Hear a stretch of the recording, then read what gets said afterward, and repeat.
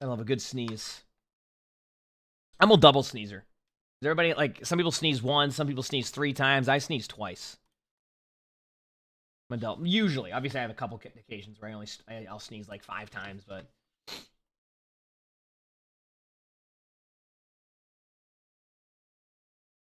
You're gonna have to work. You said you're definitely gonna have to work in your mindset of not to get tilted and frustrated because it just makes you play worse. I mean, yeah, I mean, even a lot of people, it'll make them play worse. I mean, some people can use the tilt to play better, but like, if the tilt is very much based off of how your teammates play, then you're gonna run into this issue where you're gonna constantly just be like, oh, my teammate.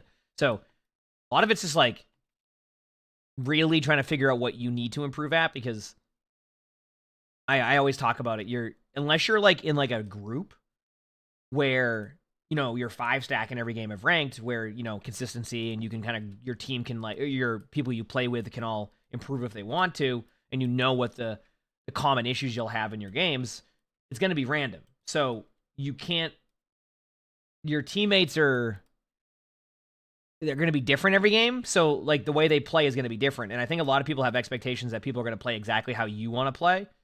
And it doesn't always go that way. Is basically what I'm getting at. So I really hope that, you know, I try to let people know that there's a, you know, a way for that to get a little bit better with that stuff. So, yeah.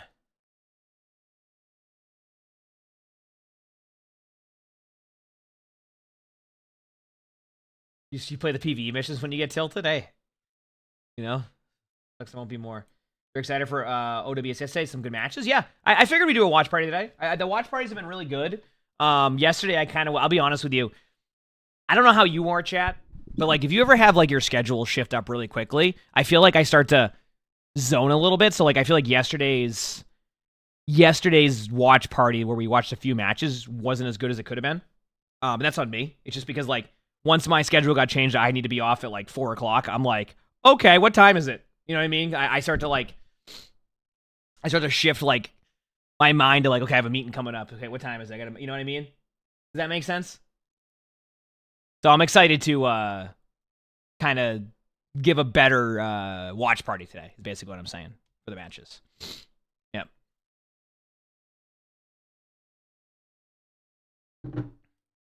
So looking forward to those. What? By the way, you said there's some good matches today. What are some of the matches today, Penguin? Because I can't find the schedule. Like, what are them? Can like somebody?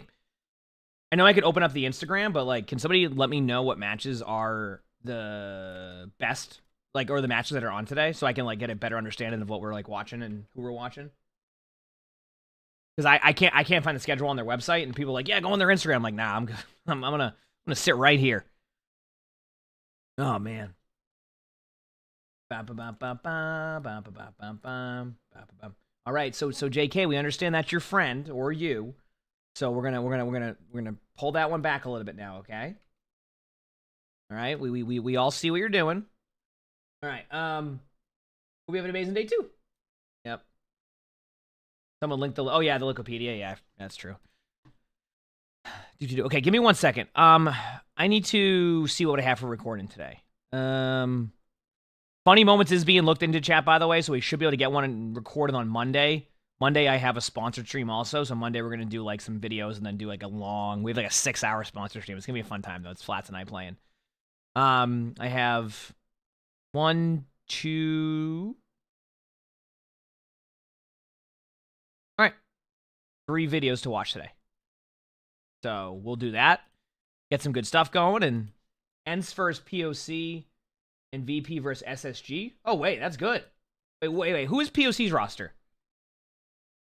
Okay, so we do have good matches today. So today's winner bracket, right? Is that what today is?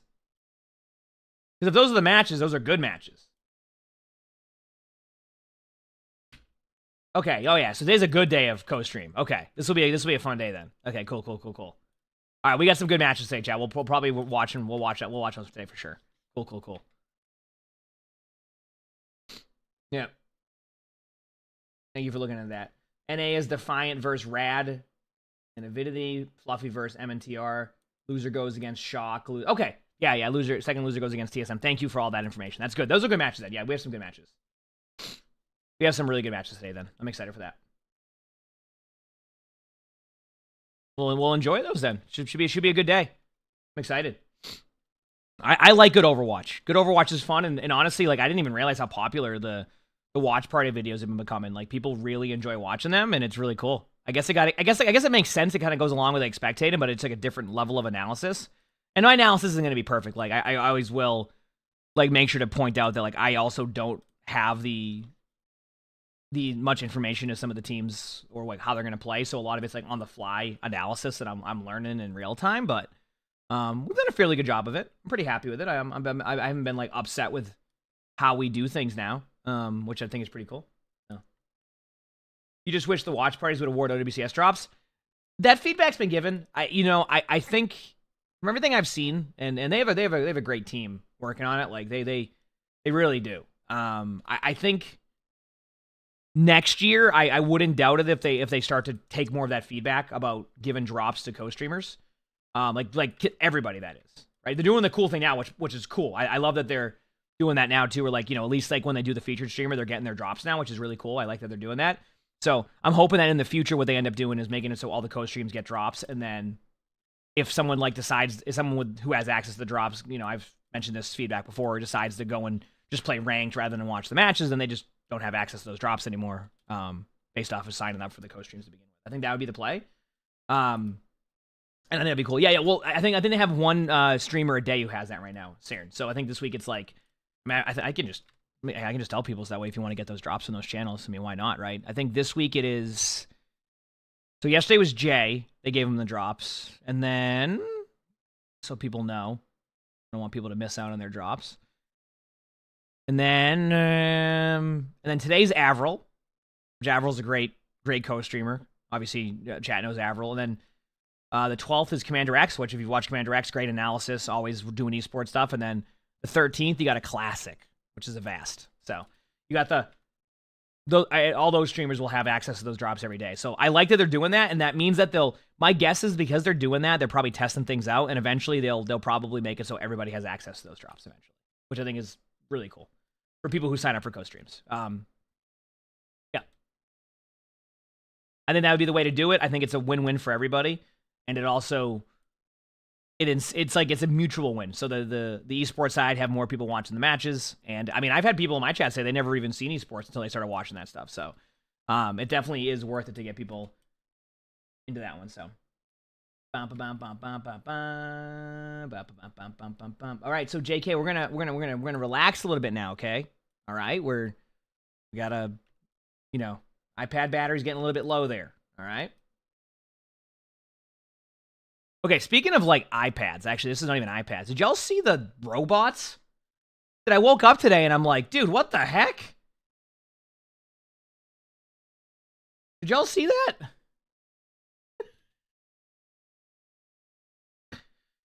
You haven't seen that one? The Tesla ones? They're making like they showcase like new robots now that like you can buy that will like do all your chores and stuff. It's like the Terminator movie.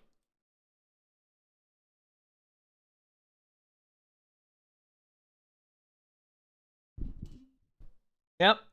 I think things are walking around like dancing and talking. They're having like full conversations. It's called Optimus? Yeah, dude, I saw it randomly. And I'm like, dude, what the heck? They're walking around, they're doing dishes. I'm like, dude, what is going on? Like,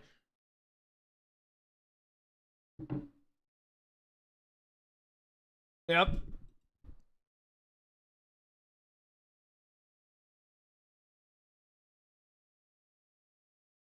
I just randomly saw it. I was just like, wow, that is something that was different. Yeah, I'm actually they reminded you of the iRobot ones. I mean, we saw how iRobot was. Curate, thanks for the 2 months of the tier 1. Thank you. How much? They said it was 30,000 for one of those. I just feel like it would be. I could just like see myself being like, "I'll be back, chat." Sorry, I told Optimus to go get me a to go get me a root beer, and he's stuck on the stairs. I'll be right back, chat. 1 second. he's walking into a wall. Give me 1 second, chat. I'll be right back.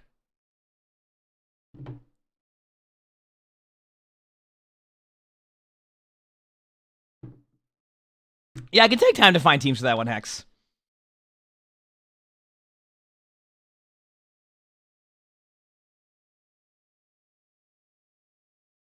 When he first talked about the concept, he said he made them so they can't run. So they just walk. Oh, so that way if they end up deciding they want to be Terminator level, you can just walk away. Yeah, see? I could have had Optimus go and grab me my broccoli mac and cheese so I didn't break my rib 3 years ago. See? Bet that Optimus wouldn't have needed the grippy socks I wear now. All right, let me load up my first spectated. All right.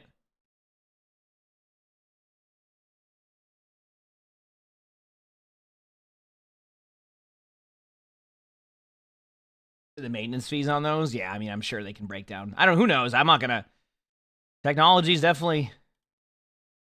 Yep. I've ever played Detroit Become Human? I have not, but I'm gonna go on a limb and say, based off of the name of that game, that is it like the same thing? How did I break my ribs? I was running up the stairs to get back to my stream, and I just fell into the. I fell into my stairs and broke my rib. And then I played in ranked the rest of the day. Yeah. And then I told the chat the story about 6 months ago. I had about 3 years of a broken rib. I mean, it wasn't broken for 3 years. I just didn't tell chat the story. It was great. All right. Watching a Reinhardt. So let's get everything loaded up here. Ready for battle. Ready for battle. Here we go.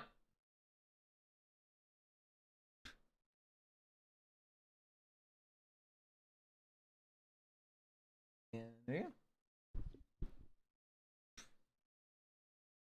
You broke your ribs carrying a microwave? Yeah, I just tripped up the stairs. Like, you know, like the... So basically, it was like where I was in my previous apartment. It was like wood stairs. Very slippy. Like, they use like that... They use that, like, laminate, you know what I mean? On their, like, floors. The one that, like, makes it extra slick. So I went downstairs to grab my Panera at the time. And I wanted to run back up so I didn't miss a game, just in case I got a quick queue. And I was carrying a smoothie and a broccoli mac and cheese. And then I was running up the stairs. Not running up the stairs, but briskly moving up the stairs. Then I fell and tripped. And my first reaction, rather than protect my ribs, was to protect the smoothie. I saved the smoothie. Or no, I saved the broccoli mac and cheese, but I didn't. My rib got broken. I don't know why that was my first reaction. Did I miss the rank game? No, I came back and we won. And then I played like 20 more games. And then after stream, I'm like, you know what? This definitely hurts. And I'm like, this is not ideal. And then yeah, it ended up being broken, and there was like a little my doctor had said it was like a little like tear. Because by the time I had gone, she was like, yeah, it was like a little tear, so it felt goofy for like, I think it was like 5-6 months it took. It was like a total of like 5-6 months on that to recover. So then Lonnie bought me grippy socks for Christmas. So now I wear them all the time. So when I go upstairs, I have the grippy socks. I don't do it again. Yep.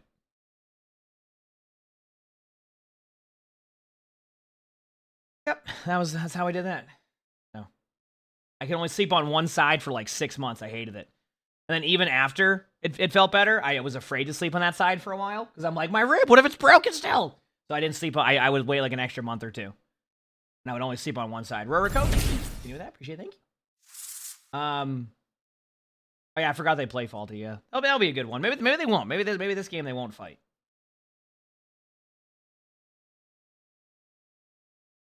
Well, the thing with broken ribs is like sometimes they'll go and do something about it, right? It depends. And then most of the time they just go, "Yep, well." And you're like, "What do you do about it?" They go, "Just deal with it."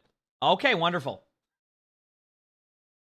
So they're like, they'll heal. Just gotta deal with it. I'm like, all right, sounds good, wonderful.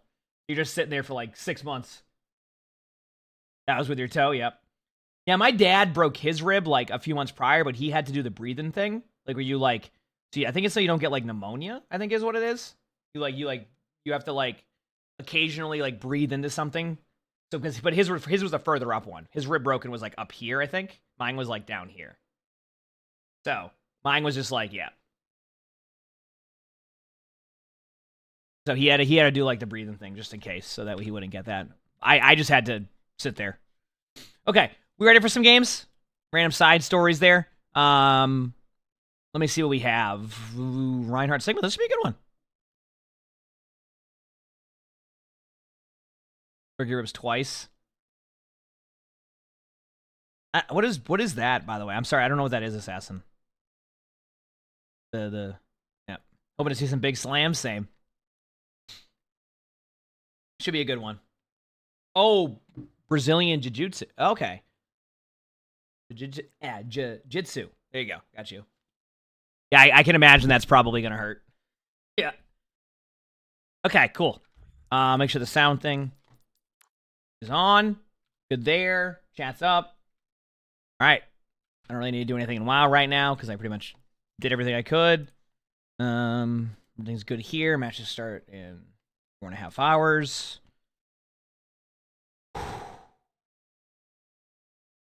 He said 7 minutes. Yeah, 7 minutes queues are obviously not fun. It is. Keep in mind, it is tail end of the season. So just to point out, tail end of the season definitely can be a little bit of a slower time. Like it can be a little bit different for sure. All right. So it's like longer queues. People are waiting for next season, things like that. I'm just double checking one more thing here. Am I doing my daily check of things? Good. Okay.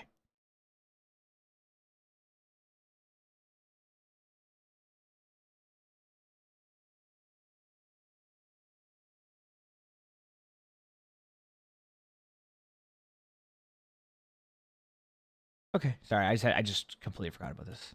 All right, we're good. All right, let's do this.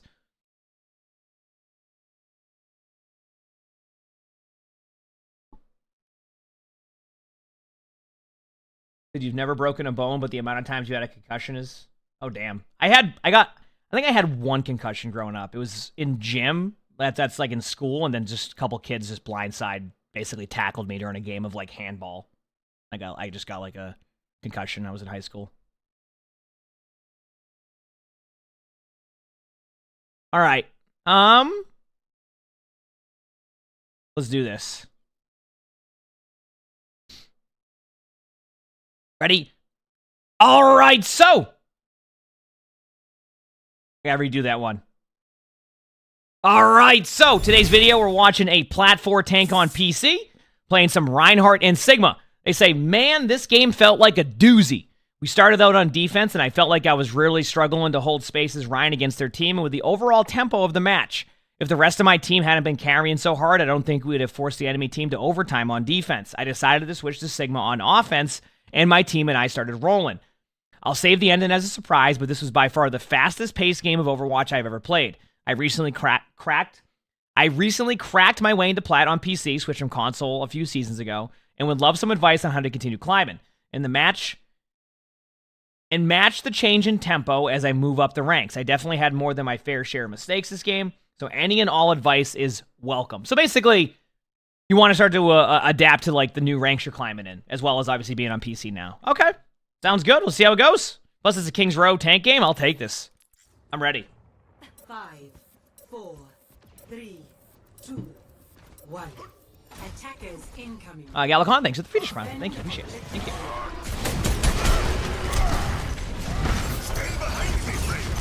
All right.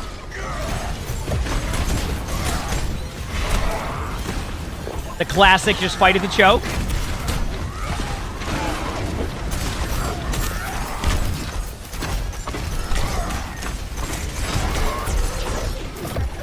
All right.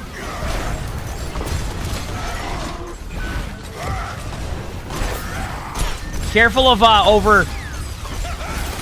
You're leaving the Rhine behind you, and you're minimize some poke damage here. Hide. Just get your cooldowns up. Hide. Don't worry about the Rhine either. Just wait. Okay.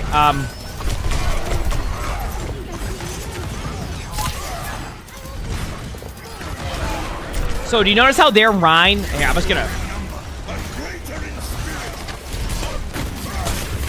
There you go.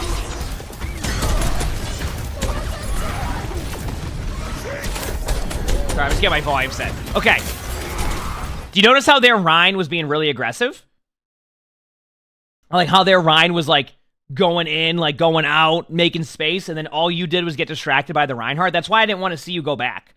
I felt like at a certain point you were going to give up too much space, and if you don't just hold main at that point because of where you're playing, you're going to lose. So when their Reinhardt goes in, that also means their team's also susceptible to you being aggressive. Instead, you chose to back up. They kill your Bastion. You're just, that's it. You can't do anything else. So you wanted to talk about like pacing and like matching the speed, etc. I really think that you needed to stay main because at that point you can't. Your disengage is already going to be a lost point. So I'd rather see you, maybe you stay main and you distract their team enough with your shield and your management and they don't push in and like they aren't able to make a play. And I think that would make it a lot better for you. So I felt like matching the pace there is try to play as, if you're going to play aggro, then play aggro. Because you won't be able to save your shield against them and you'll play defensive. At least not playing defensive. Because they have a Bastion Zen, You have a Bastion Zen, so their Ryan's going to deal with the same thing. But they're playing aggressive while you're playing a bit more passive. Alright, here we go.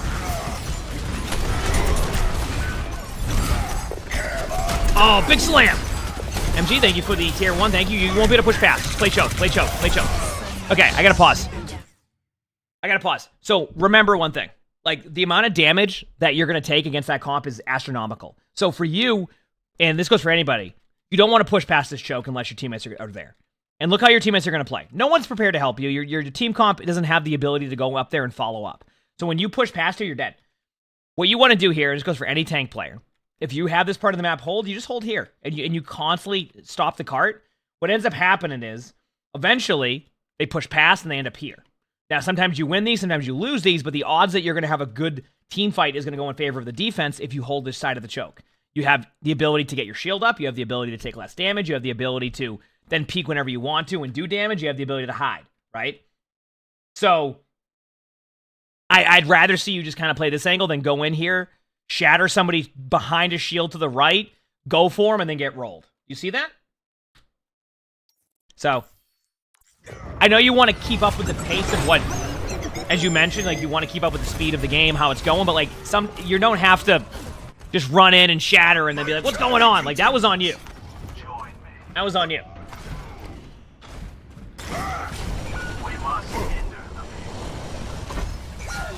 I mean, I've been having fun, Walker, for that question. Sorry, I just saw that now.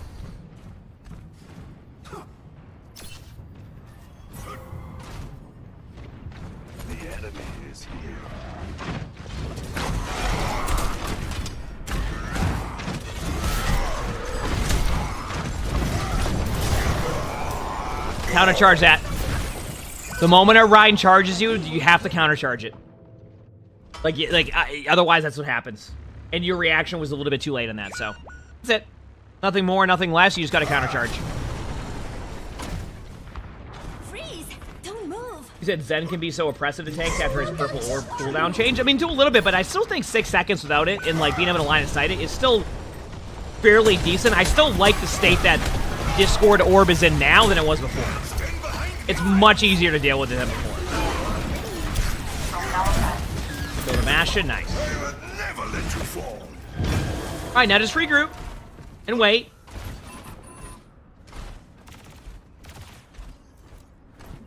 That's what I'm gonna say, like, I mean, it was just recently, within like, what, a year ago, where, for 7 years of Overwatch, Discord orb was on you, and, you could reapply it at any point. So, there is a little bit of counterplay to it. Nice job by your Sombra getting a kill. Now remember, a lot of standing around, it's okay to, like, at least go up there and try to show some presence. So you don't need to run into their team, you just need to show presence. You need to make them feel like they can't just stand in these spots, which you did. That's a good job. Just a little bit delayed on doing that. Is all that was.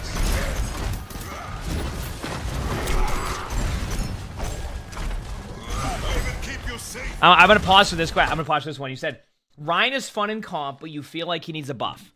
Believe it or not, Ryan is, and I wouldn't doubt it if this is the exact stat, Ryan is by far one of the highest win rate, if not the highest win rate heroes in all of Overwatch. Literally. One of the highest win rate heroes in all of Overwatch. And I know that someone will look at like overbuff and be like, well, look at Ryan's win rate in top 500. Yes, that's a little bit different because of how it's going to be played. But even then, I think Ryan's are climbing in top 500.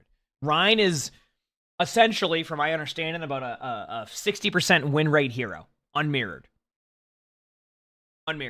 Because Ryan is, I always account it to multiple things. One, it can be a little bit easier to just like the play style of like kind of, you don't have to be aggressive. You can hold your shield. But two, actually, I need to, my TTS play for this? Okay.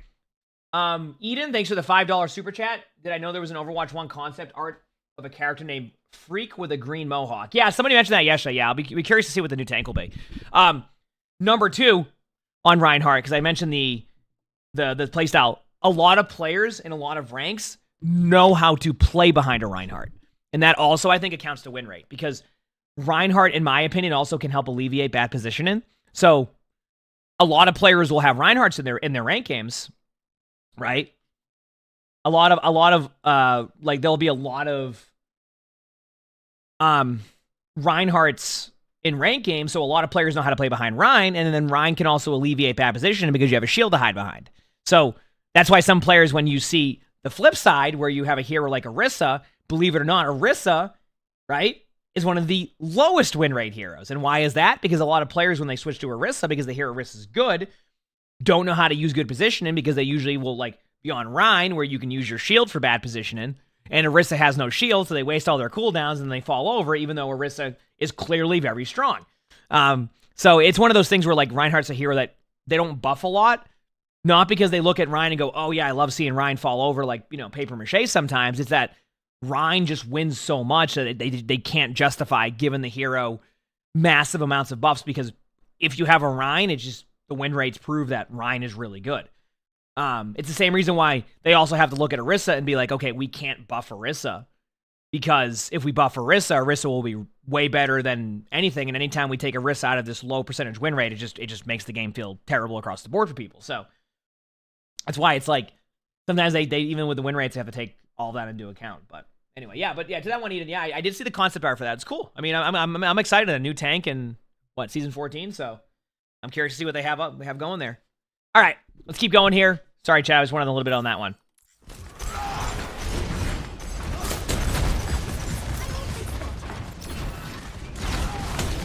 All right.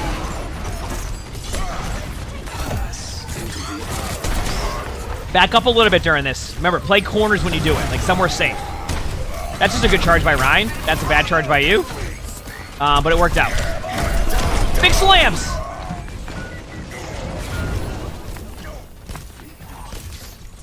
Only reason why I didn't like the charge is because I felt like your teammates were still there and keep you alive, and then you can kill the Rein. So when you did that, their Rein also shattered, but their Rein had better position and then follow up to do it. So it was an interesting sequence, but I just felt like the counter charge past them was not going to work out as well. At least that's how I saw it.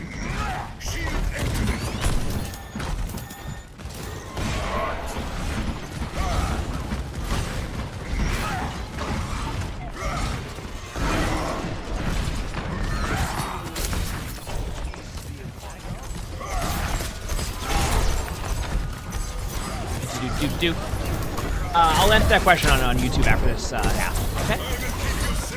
All right, here we go. Yeah, again, you just need to play corners and stop charging in and like just okay. You know what? And maybe I'm seeing this wrong. I think you mentioned that you want to keep up with the pacing of like as you climb. I think maybe you're at a point right now where you're thinking the pacing of the game picks up really quickly. What gets better as you climb is not really necessarily the pace, it's the way that players can have better positioning. And when players have better positioning and know how to survive, that's when it starts to play really fast, because they're minimizing how much damage they take and then playing quickly with it. You're taking a bunch of damage and trying to play fast, but it's not going to work because you're taking so much damage. Do you see what I'm saying? So like the pacing of the game shifts because players get better at minimizing the damage they take and then being able to quickly play into that. It's not players just start hitting their charge button more and just running at them in a straight line. It's players use good positioning to not take damage, which means they can play quicker and be up in your face quicker because they're not just having to hide behind corners all the time. So you start with good positioning, and then that makes it so you can play more aggro. Anyway, I think that's what's happening with you. I think you're trying to keep up with a pace that if you just position yourself better and minimize the damage you take and manage your cooldowns, you'll see how much quicker you can play.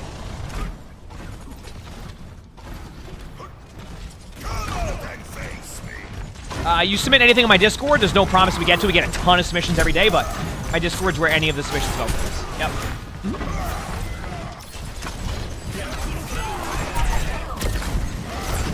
Counter charge. I know that's a counter charge that's not fun, but you had to do that one. But I'm gonna go back to this too. This goes back to what I talked about with positioning, and I think this is where it can be super helpful. When you're positioned this far up and your teammates are also playing at a different pace, that counter charge becomes a lot worse for you, right? Obviously, you would ideally be around here, so when you counter charge the Ryan, so that's why you need to, as things are happening, you need to pace yourself to go to corners to hide. Don't think about playing in the open. If you find yourself in the middle of the open all the time, it's not good. Each of these maps has ways to survive. Like here, if you're on the attack, you would be using this corner until you can't, and then you have the cart. If you're on defense, you're playing here, but then they start to lose pace, you want to start backing up. So even if you start to back up, as it's happening, you can then countercharge the Rhine closer, and then you're behind the wall. Now, see? Now you're here again. Or you can even go here. If you want to go here, this actually does something. People look at this and go, that kind of sucks right now, doesn't it? When the cart's not quite there yet, going here for a second just to get your cooldowns up actually creates a crossfire. So now imagine they try to turn for you and kill you. Well, guess what? Now your teammates are here. See? That's why you can get away with like using cover. But use cover. It's just as simple as that. I think if you do that, you're going to just get better in general. You're just not using cover as much as you could. Oh.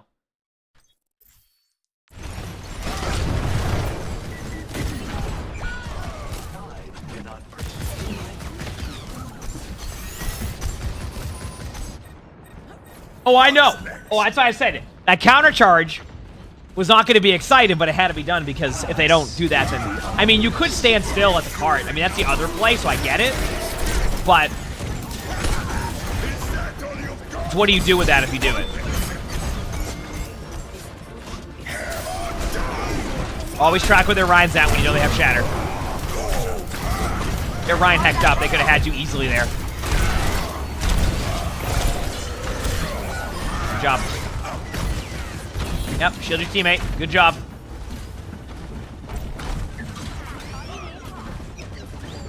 You always walk backwards off the gap. A lot of people do that in this map, depending on the rank. I've seen it in Spectating. Usually in top 500, you go like people fall off that part when they get like pulled in there, but it still happens. It still happens. You can go for a shatter play if you want. Yes, this is the right. This is what you want. Yes, this is good. No, no, don't worry about him right now. Don't worry about him right now. No, no, no. Listen, listen. I want to pause for a second because right now you either have a free shatter main, right? And, okay, so the reason why I don't want you to worry about the Ryan for a little bit is because you know that Ryan doesn't have Shatter. That Ryan just used Shatter. So you have a free opportunity to go do whatever you want. This Ryan's out of the picture for a while. So what would you do if the Ryan wasn't here to begin with? Right? Because I'm not worried about that Ryan going into your backline and killing people. And honestly, if that Ryan goes into the backline and kills your teammates right now, that's more in your teammates than you. I do like that. I think that you turn that corner and just hold your shield and just be annoying to the other team. Like, don't worry about this Ryan for the first initial part because this Ryan's going to get nothing done. Ryan's going to get nothing done.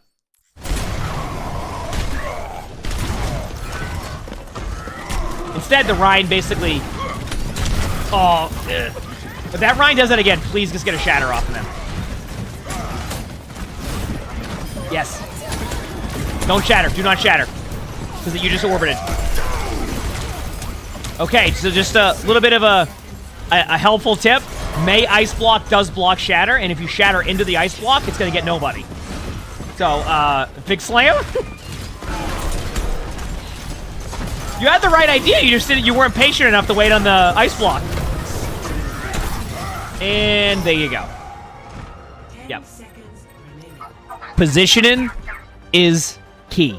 That's your number one issue, by the way. It's not your pacing, it's your positioning. Junkie Trap, thanks for the 2 months for the finish prize. Well, thank you, appreciate it. It's your positioning. No.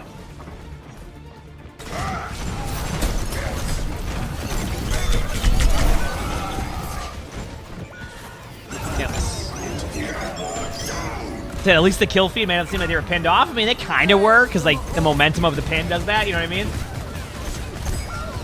Oh, is it Sushi? Yeah, I mean, listen. Sometimes it just happens, right? It's Overwatch. You know, you have these. It's the beauty of it. All right, so far, once again, going back to what I was saying, I really think it's just the pacing. I think like not the pacing, the your positioning. I think your rough positioning is leading to you thinking it's a pacing issue when it's more of just you need to position better. And I'll explain more of that as we go through. Let me get to the other side here when you're on Sigma. I see a question that someone had in YouTube I was going to answer.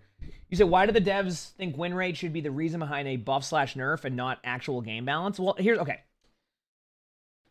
Oh, man.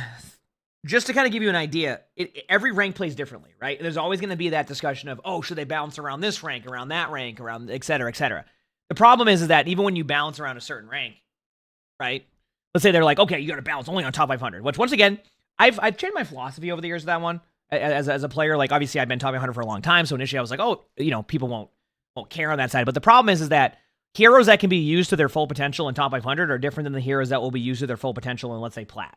So there's a lot that goes into it more than just like, oh, do this will fix everything, because every rank plays differently. So while in top 500, players will play Sigma a certain way, people in Bronze are playing Sigma like they're Reinhardt, right? That's a different way to play it. You know what I'm saying? That's like a different way to play it at that point, right? So the reason why Ryan has such a high win rate is because the game plays differently in Bronze in comparison to top 500. But if you balance Reinhardt and make Reinhardt 10 times better, which they've done before, right? They've made Reinhardt 10 times better in Overwatch before. And Reinhardt shoots up to a 60% win rate in top 500 because of added armor. And then next thing you know, in Bronze, Reinhardt's running around with a 75% win rate, right? Do you see the problem here? So sometimes they need to find a good balance of that. It's not easy. I'm not going to say it's easy, right? Obviously, there's always going to be things with balance that they need to pick up on and improve on and do things like that in general. But, you know, I think it's not as easy as just, oh, do this and then that's going to be good to go. That's why. It's just because something I've had to learn is that every rank plays differently. And that's why my philosophy on that has shifted, is because the more I've done spectating, the more I watch it, and I'm like, well, I would never see a Sigma do that in like a top 500 game, but that's because it's not a top 500 game. It's a Plat game. And in a Plat game, I need to give people the tools to climb through Plat. You know what I mean? So I've had to learn about that. So, and honestly, I don't think win rate is the end all be all to some of their hero balance. I know we meme it sometimes, but I think a good, and keep in mind, this is a bad example at the time, but they can make Orisa much better than Orisa is right now. Because Orisa is technically one of the lowest win rate heroes in the game. So if they really wanted to, they could make Orisa a 50% win rate in Bronze right now and make Orisa 10 times better than Orisa is right now. And they've hesitated on doing that push because they've seen how that goes. You know what I'm saying? Even though Orisa's meta for different reasons than before. So when you have a hero like Orisa who has the lowest win rate, in theory, the next balance patch should be Orisa has 20 buffs because of that win rate. But I think my guess, and I think they talked about it in a blog post before, a lot of balance is based off of multiple things. It can be on win rates, it can be on community feel, it can be on how the hero feels to play against, right? It doesn't necessarily mean it has to be the win rate stuff, but keep in mind, this isn't me saying balance is perfect, balance is amazing, etc. That's not what we're saying. We're just saying that it's harder to kind of get everything to work together in a game that has so many variations of the way it plays in a rank system, right? That's kind of, I know it's a random side note discussion here, right? It just, I kind of wanted to point that part out where we sit here and look at it like, oh, just do this, but then like that might change how it plays in 10 other ranks, and that's something you have to try to keep into account too. So, first student, thanks for the free prize. I thank you, appreciate it. Anyway, I hope that was helpful discussion on that one. Like I said, this is not really trying to be argumentative on that side. I think it's more just like explaining what I think they do on that side. In the end, we don't really even know how they do that stuff. That's really discussions they have when they do balance. That's my assumption on why they have to kind of shift things around. I'm good. Why do they get rid of the PTR? Pretty simple answer to that one. People don't play on the PTR. And then before you say, I played in the PTR, fair enough, but like a lot of people don't play PTR. No one wants to load in the PTR. It's that simple. That's literally what it was. It's just too many people. A PTR on World of Warcraft where you're testing on an expansion for 3 months is different than a balance patch for a week on a PTR. People just aren't installing that for that. Anyway, let's continue on. Hopefully that was helpful.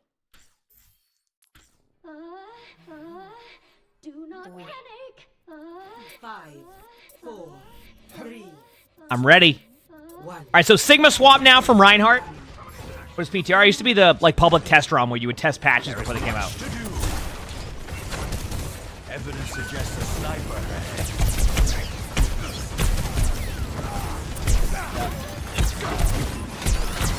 Barrier initialized.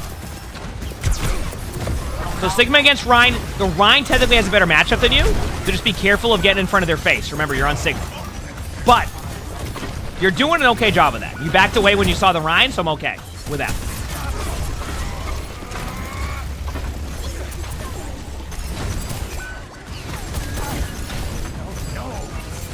Just drop your shield. You don't have to use your shield again until it's full. I'm serious. Don't, no. Stop. Stop using your shield. Just play cover and let your shield go up. No, stop. I gotta pause for a second here. If you have all this cover in your spawn, stop using your shield. Because you're gonna keep having your shield never get back to full, and you're not gonna have a full shield when you need to go around the corner. Stop using your shield. Alright? Destroying the barrier. Actuating the barrier.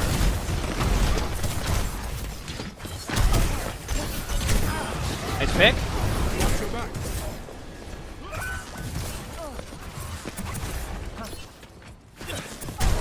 The objective must be Nice.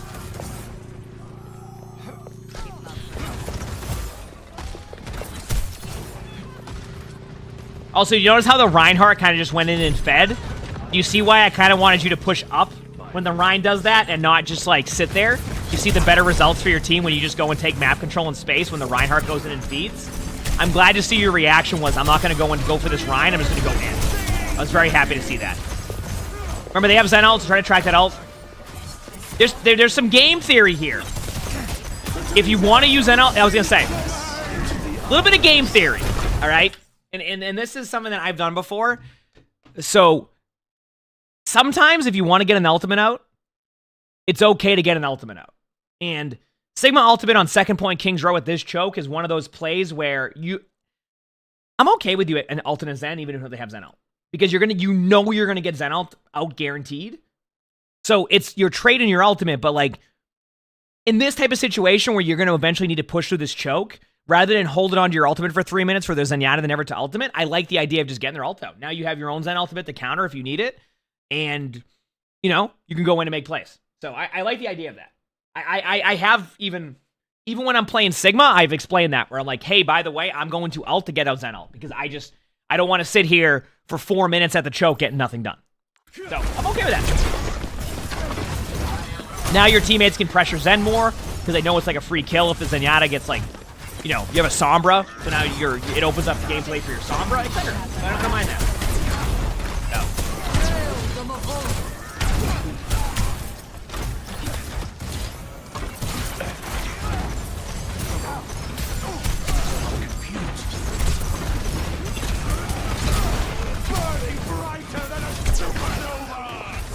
So, well, I am not a fan of Rein versus Sigma. Chat knows this. It's a tough matchup.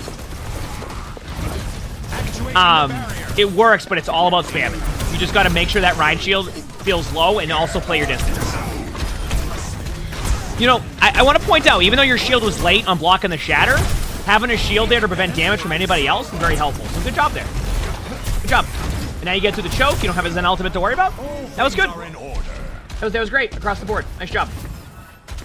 Nice job. All you have to watch against the drops. It just depends what drop you're getting, but it should tell you on the timer on your drops. Collapsing the barrier.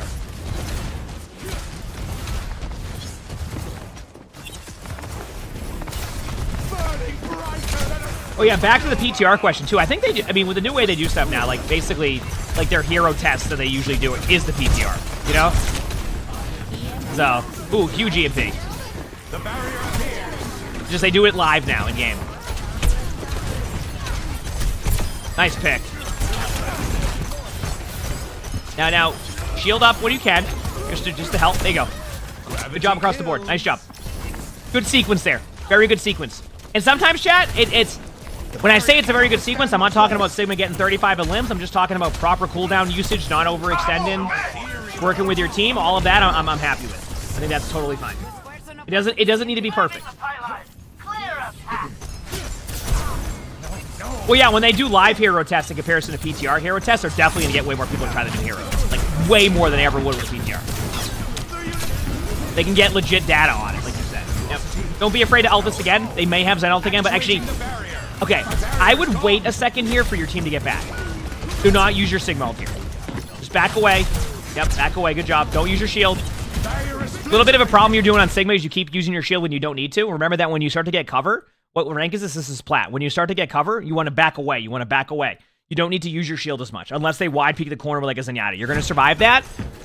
And the flip side is that when you do that, you take a little bit of that poke damage getting out. If they're not going to be able to kill you, which becomes apparent they're not going to be able to, you also build a little bit of ult charge for your Zenyatta or your other support if they needed it, right? Sometimes I think players don't take that into account that like a little bit of the chip damage you take as you're disengaging can actually lead to support ults a lot quicker and you can actually turn around the fight. Gemstone, thanks for the 16 months for the Phoenix Mines. If you ever new to Twitch, how do the drops work? You gotta have your account linked to Battle.net and you'll be able to get drops. Good ultimate here, they're gonna Zen ult it, but once again, just follow up as much as you can. Force out Zen ult. Shield is in the air. Using your E a little bit too early there, that's gonna open up an area for their Zarya to do that, but good window timing by your BAP. Good trade. Ooh, a little bit more value that we want to see on the Zarya, but I think you're still gonna be able to hold this. Honestly, Storm Arrow Steve managed to get you, but that's fine. Schmeg, thanks for the 5 months of the feature sponsor. Thank you, appreciate it. Once I said use Sigma Shield like Zarya Bubble, you think you've... Yeah, that's why I always say it. Like, imagine your Sigma... Like, this, it's different, because obviously, like, I might play a map like Circa Royale where I won't use it like a bubble, but, like, the general idea of a Sigma Shield is when you need to know how to, like, balance your shield when you're moving forward or backwards, use it like a Zarya Bubble, not like a Ryan Shield. Yep. Not to be academic, but I believe that one can call this fire. You had noticed this link pops a B. You know, okay, you want to see something else? Done with this? Watch this. You ready? You ever notice this? You ever notice this?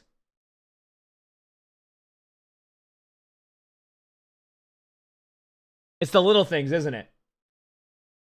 Look at the shield. Look who's carrying Sigma's shield.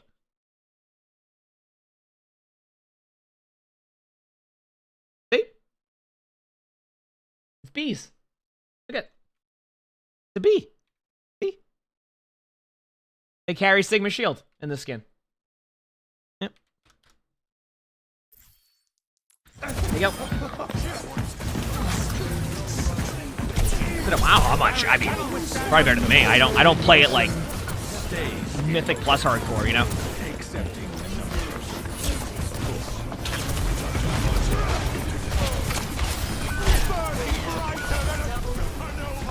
Not bad.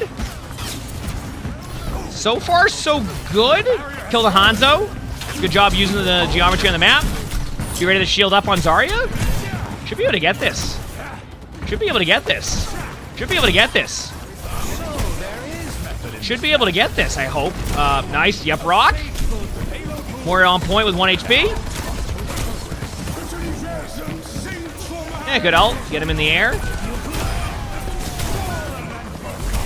Okay.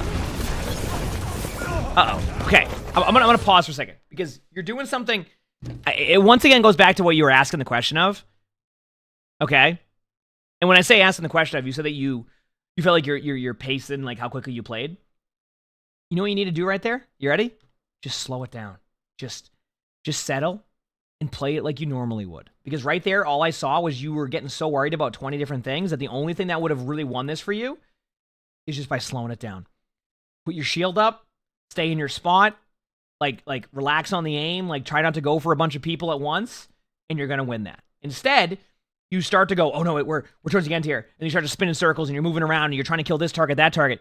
All you needed to do was put your shield up, shoot at the person in front of you, not worry about multiple targets, and you probably wipe them out. But instead, you're kind of all over the place trying to like get a kill, rush this cooldown, rush that cooldown. I always say, as you climb, things slow down, even though they seem fast. Like that will be something that will come with time, but eventually that will slow down for you, and you'll see what I'm talking about. You'll just be like, shields up, shooting the Zarya, we're gonna win. That's what you want to do. You just want to, when you get in these situations where it starts to get a bit wild, you just Just play like you normally would, and it will work out. Because you were doing a good job of slowing it down on the left side. Remember when you killed the Hanzo, you took that methodically. Then you got to the point, and you acted like your sensitivity was 6,000, and you were just spinning in circles. The way you played it against the Hanzo, to the left initially, was great. The way you played it on the point was not as good. And that kind of resulted in what you see right here. Just slow it down.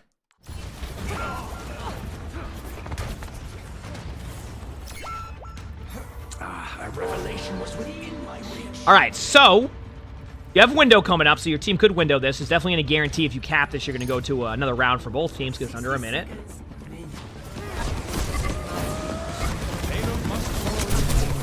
Put it into motion. Nice pick. And this is what I mean. Do you see how, like, right here, you're slowed down? You're methodically spamming? This is what I was referencing before. This is what, if you did this on point, you would have won the point already. You know what I'm saying? Good job. Good job eating the Moira Orb at that point in the game. Sometimes you don't want to eat the Moira Orb as Sigma. That is one of the times where you would. Now slow it down. Nice. There you go. Good job. Good job.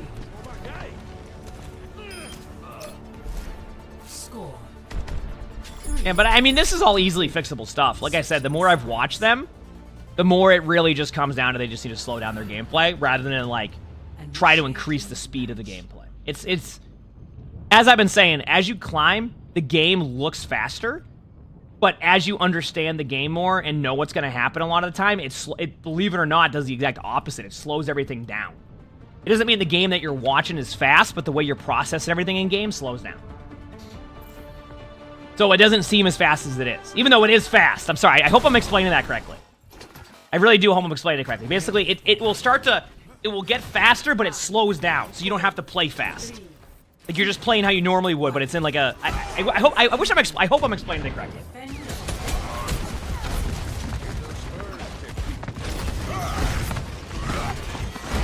Back on Ryan. Or on Queen.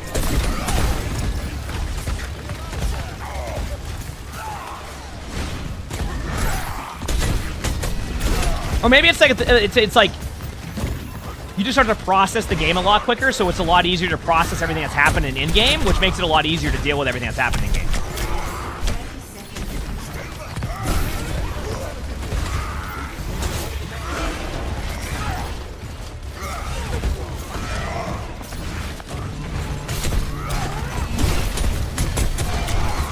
There you go. Play in the corner. Oh, wait, this is what I mean by good positioning. Your good positioning here on Ryan has led to good results. Now just shield up. Good job. Shield your team up. You have a whole shield. Just shield up. Perfect. That right there, by the way, is textbook good positioning and good help on your team. You see what I'm talking about? While they were playing fast, you weren't playing fast, right? You see what I'm saying? You played that methodically. You did what you needed to do. You held corners. You held behind walls. Your supports feel that they don't have to worry about you as much. You then turn around and you use your cooldown correctly, and then you make a play, and then guess what? You win. See that? And that's what I've been kind of like talking about with you is we're like, you just need to do that. That's it. What rank is this? This is Plat.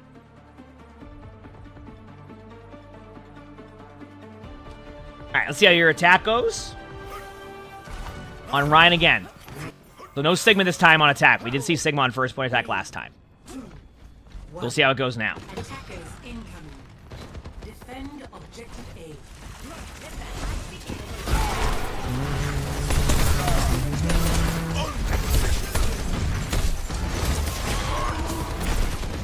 They have a Ramatra now, taking your time. Ready, and shield up. Shield, shield, shield. Get your team across. I think you got him across. I mean, it looks like you did, but you can always turn your camera a little bit if you need to. Hide behind cover. Yep, perfect. Ambitious? Yep, no. No, no, no, no, no, no, no. Just stop here. Kill the Ramatra out of position. If you want to charge, you charge to this wall. Or if you get stuck, you charge to this wall. You hide, you go behind cover where your Zen is. You have a 5v4, you hold your shield up. You have like a 1600 shield or whatever it is. You hold it up. You sit there with your shield. You say hello to them. And then that's that. Okay? You win.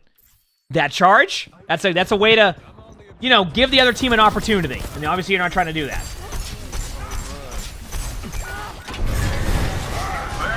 What was that? It was like a weird animation time. And thankfully your Cassidy popped off.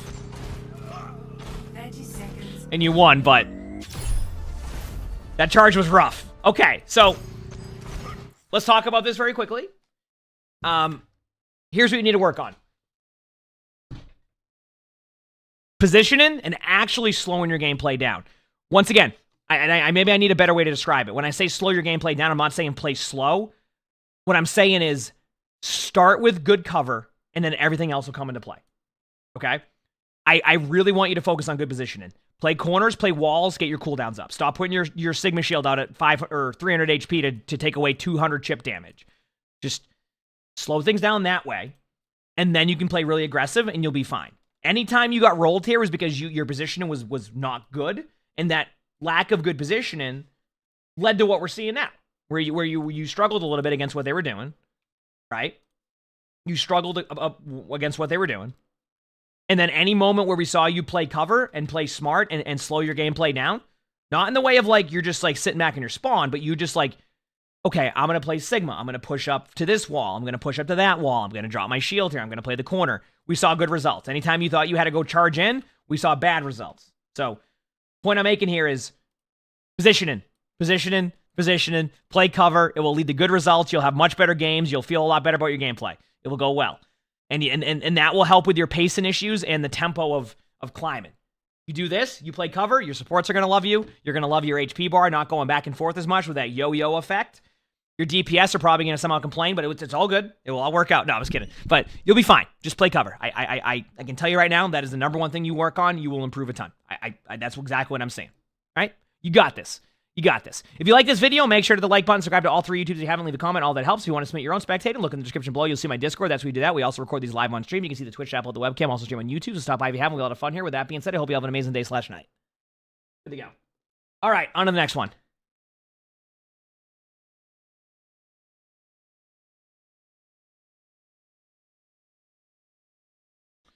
On to the next one.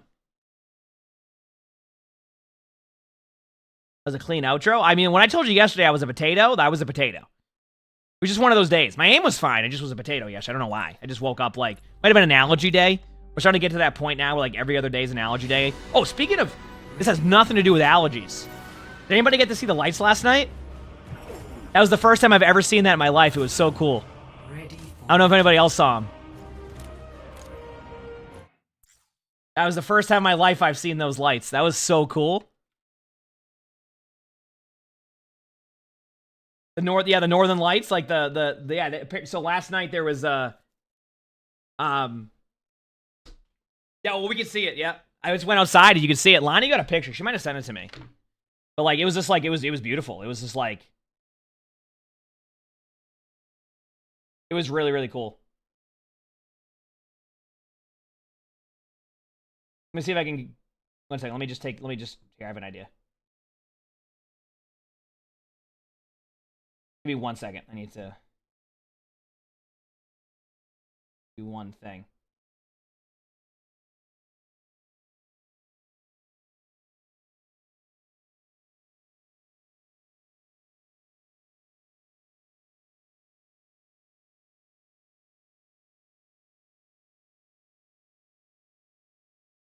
One more second here. Okay, so this is an unedited picture from last night. By the way, this is unedited from last night.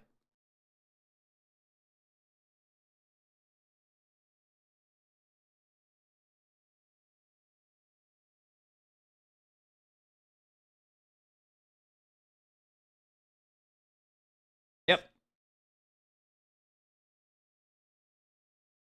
Yeah, that's what we get at that. I know. Like Lonnie's brother like texted her randomly. He's like, "Hey, by the way, like the lights." So we went outside and looked, and like usually you see that and you go outside and you go, "Oh, I don't see anything." It was like bright as it could possibly be. Yep. It was like as bright as it could possibly be. Or am I from Massachusetts? Massachusetts, yep. Because there was like a solar storm or something, they said. And I guess it was like a strong one. Apparently, like they have like their own like scale. Like it was up to like G5. It was a G4 or something. They haven't had one in like 20 years, and that's why it looks that way. Yep. Yeah, it was just random. It said they might be able to look again tonight. I'll have to see. Yeah.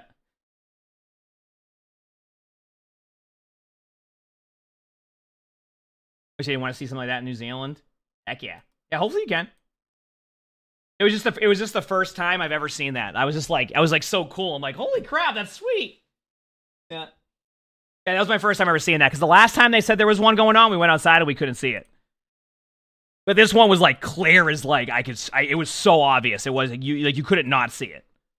So anyway, sorry. That was, I don't know how I think I thought of outside when I thought of allergies, and that's why I connected allergies and that at the same time. I was like, I got allergies because I go outside. Speaking of outside, I looked outside yesterday. Wonderful. Anyway, let's continue on with the next spectating here, okay? We're watching Jar of Jam, which I'm on them right now. Perfect. All right. Oh, yeah, you're right. In the city, that makes sense. I know what you're saying. Yeah, we turn all the lights off. I get what you're saying. So if you're in like a more like, yeah. Isn't that cool, though? All right, here we go. All right, so today's video, we're watching a Gold 2 DPS on PC.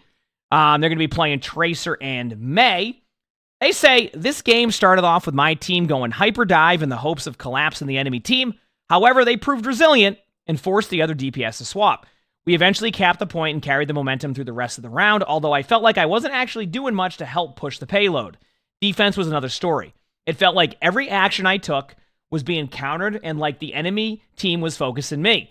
When we got to overtime, our defense felt much the same, although I'm questioning if I'm actually assisted with our offense or if my team just took a 4v5 because I wasn't really involved. I recently managed to do a lot of climbing mainly with a friend, so I'm wondering if I actually belong in my rank. Was I carried through part of this game, or was I getting value that doesn't show on the scoreboard? Thank you for considering. I appreciate any advice. All right, sounds good. So basically, you want to see if you deserve to be in the rank because you climbed with your friend, and you want to see if you're actually helping your team. Let's find out. 5, 4, 3, 2, 1. Here we go. Attackers incoming. Defend objective A.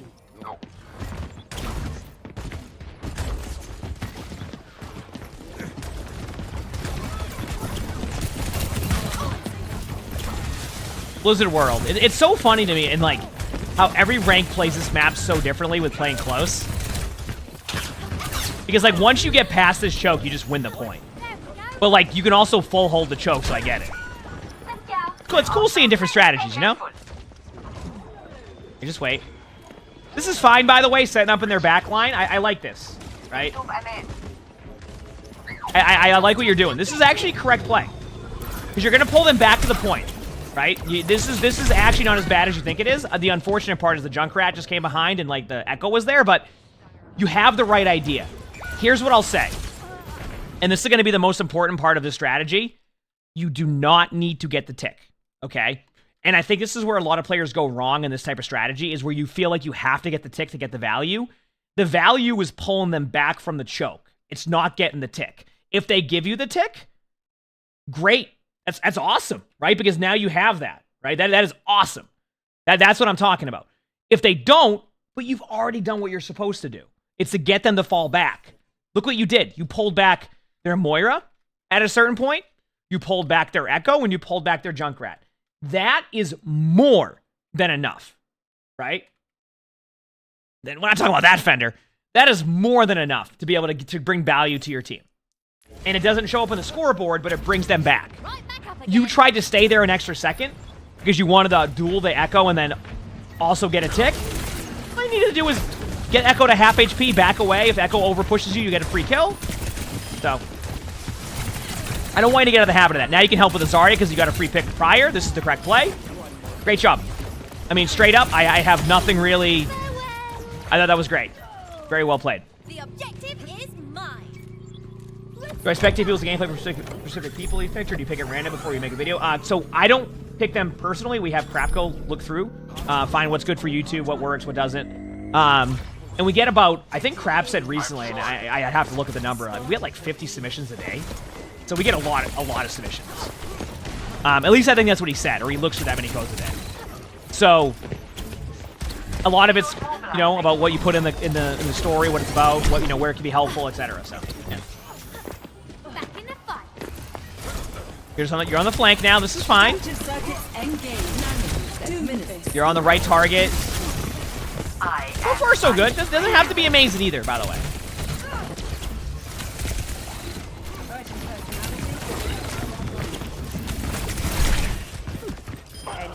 I don't know. I'm not really noticing anything too, like...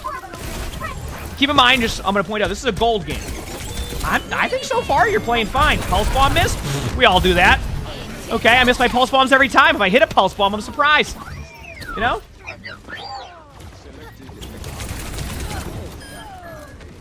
So you hate watching your own gameplay sometimes? Your aim can feel so bad? I wouldn't worry about that. Like, your aim's gonna come with time. Like, like, I'm watching your aim right now. I'm not looking at this going, oh, this is horrible. Like, you're in a gold game. Your aim seems efficient. I don't see an issue where I'm like, you're doing more damage to walls than anything else. Like, it feels like your aim is fine for gold. In my opinion. Right? I think sometimes people in chat will be like, oh, they're missing their shots. I'm like, it's a gold game. Like, people's aim in top 500 isn't even perfect. It happens. Everybody progresses their aim at different, you know what I mean? Like, it takes time. This is good. Your aim's fine, by the way. That right there is totally fine. That was good. Good sequence.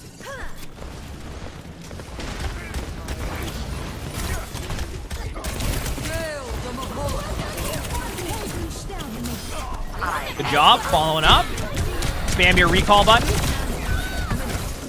Just a little note there, when you get hacked, it's very likely they're gonna go for you. So I'm in the mindset, unless you're gonna blink backwards, which you did, like blink all the way out, I would just recall that.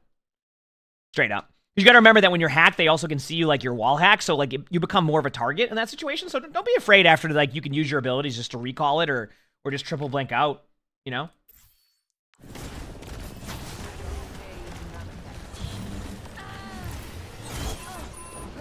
Yep. And she's back in the game. All right, here we go. You think you were hoping for Juno ult to save you? You have 175 HP, so. Actually, I'll kind of point that out. Oh, apparently you got the point, so that was the perfect time to pause that. I'll actually wait till the next round so I can explain it then. You said you were hoping for the Juno ult to save you. I think a lot of the problem people have with Juno Ultimate is they expect Juno ult to save them, and it really depends on the hero and what they're doing. So if you're a Tracer with 175 HP, it may not save you in the way that you think it would. Because, like, you can still get one-shot. Like, I can still one-shot you in a Zenyatta ultimate. Does that make sense? So I would say, if you have no cooldowns, right? If you have no cooldowns, then hope that the Juno ult can save you. But if you're 175 HP Tracer, I can one-shot you, essentially, as casted. Well, I can throw a hinder and one-shot you in a Juno ultimate if I want to. Do you know what I mean? So, don't necessarily rely on the Juno ultimate if you have other cooldowns. If you're a tank, or if you're like a Reaper, a Cassidy with like a little bit more HP, then it makes more sense, right? Because like you can survive with some of the initial damage that they would do to you, but Tracers, you can easily just one-shot somebody, right? You said Juno's ult is 100 HPS a second. For reference, Zen is 300 and more is 140. Yeah, and keep in mind, as I was just saying, I can kill Tracer in Zenyatta Ultimate, which is 300 HPS a second, and I can kill Tracer in Moira Ultimate, which is 140. So, you know, you can use it if you're out of cooldowns as like a last, like, okay, I need this, otherwise they're gonna get me anyway. But if you have your cooldowns, play more on the cooldown side, okay? Because that's how you'll die through the Juno ultimates. The Juno ultimate is very good, by the way. There is no denying that. It is a great ultimate, but I do find sometimes players on the lower HP characters try to use that, and it's like a free kill. I get so many. Since I've been doing the DPS grind and winning a lot more, I get so many kills in the Juno ultimate because like a low HP character tries to like use it as like a survivability tool, and I just two-shot him. You know what I mean? Did brush my hair? No. You want to know why I don't have to brush my hair? Because I'll put on my headset and then it'll fix everything. Watch this. All right, we're good. Good enough. No. Five, All right, on to May now. No more Tracer. Shamrock, thanks for the 14 months of the Future Sponsor. Thank you, appreciate it. Thanks. incoming. Defend objective A. Yeah, it's fixed enough, you know? Works. I just need a haircut at this point, too. The conflict has found us. I haven't had one since my wedding, believe it or not. It was 3.5 months ago? Actually, it was the week before my wedding, so definitely 3.5 months. Reaper top left. Team just chilling.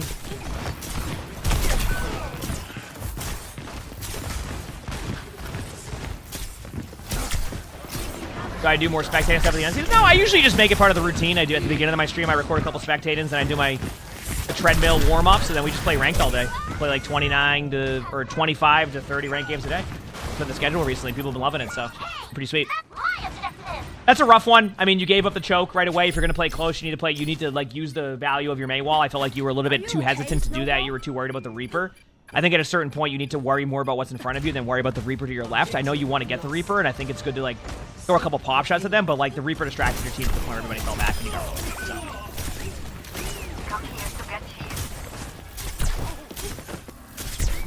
We have to stop the payload.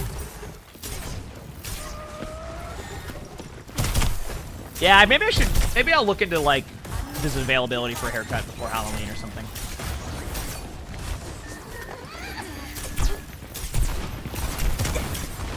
The right clicks. There it is again. You see the Reaper getting space off of a situation where you shouldn't be worrying about the Reaper as much. Remember, you can ice block this. Perfect. Just making sure. Wall. Mei wall. Mei wall's good. No. Okay. That's ambitious. Okay. No. Mei wall. Use that Mei wall. Like use that to get a free kill. Make it so that Sigma doesn't feel like they can just sit there and run in front of you. Don't just, like, you're just kind of, there you go. You finally used it. It's not amazing, but, I mean, like, there you go. See what it does? Look at their Mei. Look at their Mei did. See that? That's what I want you to do.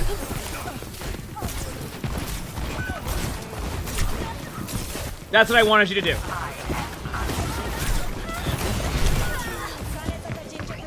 Yep. Oh, I'm telling you, if you play that correctly, you're going to be in a very good spot. Yep. Whatever happened to the live coach thing? I don't know. I'll check with Cap on that one. See where that's at. It's one of those things that, like, I still would like to do it, but it's also just getting it to be the right moment for it. So we'll see.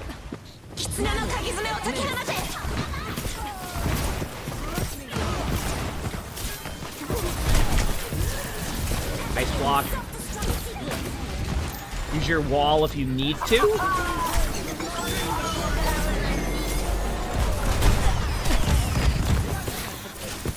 This is a team fight. I'll tell you that much. Good kill? Okay.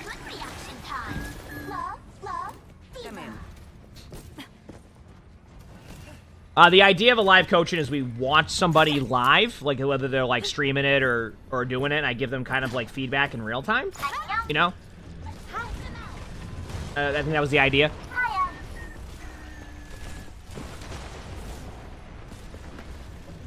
So it could be any rank, like it could be a gold player and they're streaming their gold rank game and I give them like feedback on like what to do in real time. I like the idea of it, but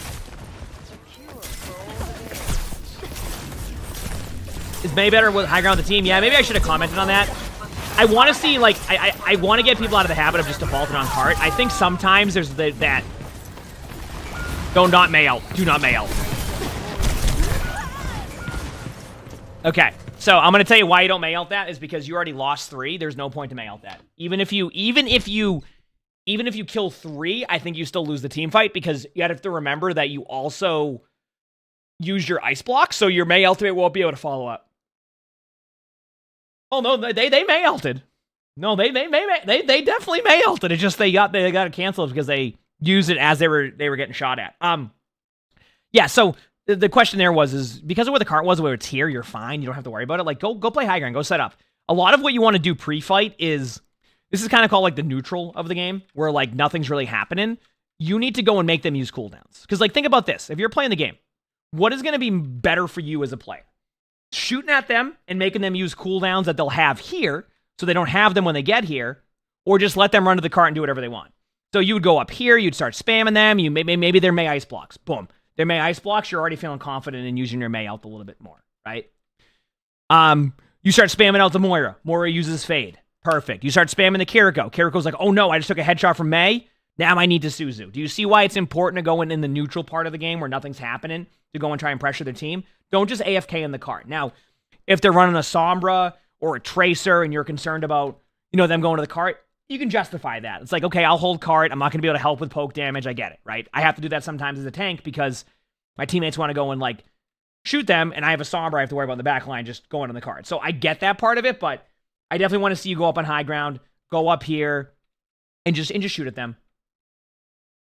How do you improve accuracy for newly playing high ground? I think it just comes with practice and time. Keep in mind, if the high ground isn't working either, because it's a gold game, you can go on the low ground if you want to. I'm not going to, I've learned that every rank will play differently. Like the strength of high ground could be different too. So if you feel like your aim is just struggling from high ground and you can't find the value, it's okay to go here and do some early poke damage. If they go this way, right? Shoot them from here, poke damage, go back this way. You see what I'm saying? So there's multiple ways avenues to do that. If for some reason you feel like your high ground aim isn't where it could be right now. You know what I'm saying? So I hope that kind of explains why it's important during the neutral to go and poke out cooldowns. Because if you don't do that, then they have all their cooldowns on top of you when they could, if you get 3 cooldowns out before they make it to you, now the fight's in your favor. And on defense, you can have it on your terms. And that makes it a lot better for you. So hope that was helpful information on that one. No, we're trying on that side of things to figure out ways to be helpful with that. Okay, anyway, let's head back to the Mei. That was good, man. Check out my phone very quickly. The world's not going to save itself.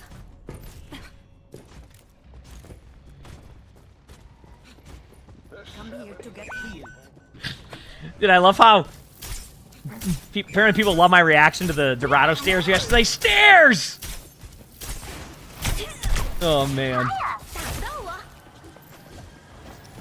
Yeah, I see people saying there's ads. I'll wait. We're vibing. Y'all cool with that, chat? We'll just wait on the ads. I'm chilling. I'll pause right here. Yeah, listen, stairs! Feels good, man.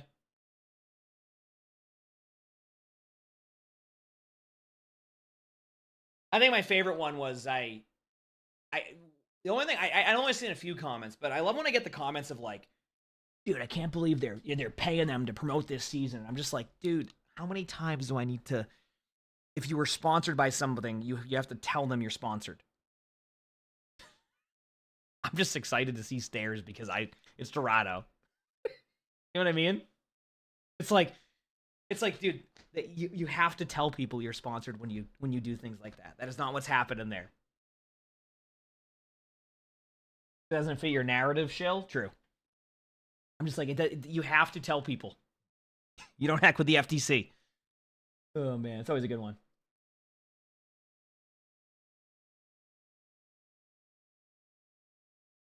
Yeah, that should be done in about a minute and a half, so then we'll continue on with it. I'm vibing. Like I said, today's a chill day, so... Well, we're doing a long stream, it's just we're going to be doing co-streams later. Yeah, that's true. It's a double whammy zombie. That's the cool part about it, is we managed to do that, and then we don't have to do that. You know what I mean? Pretty sweet, huh? They're supposed to go to work when the dogs are being so cuddly. You know the best part is they'll probably sleep on the couch for the next 8 hours. Yep. Ads are almost done. Yeah, I know. It feels bad because, I still think you can be excited for stuff, and also, I mentioned it yesterday. It's like, people are like, I'm so mad that streamers won't say that they're mad about the no tank thing, and I'm like, the first thing I said was, or one of the first things I said was, I'm disappointed that it's on a tank mythic. I still think it's cool that, with the Widow one, but, you can still be disappointed and excited at the same time, right? You can have both feelings. Pinko, thanks for the 13 months of the Friedrich Prize. Thank you, appreciate it. Thanks. You know what I'm saying? You can still, But I think sometimes it's just people want you to just be all in on one thing, and then that's it. You can't just be disappointed in this aspect, but excited for this aspect. You have to be just really angry or really happy about it. It's like, dude. Oh, man. All right, we ready?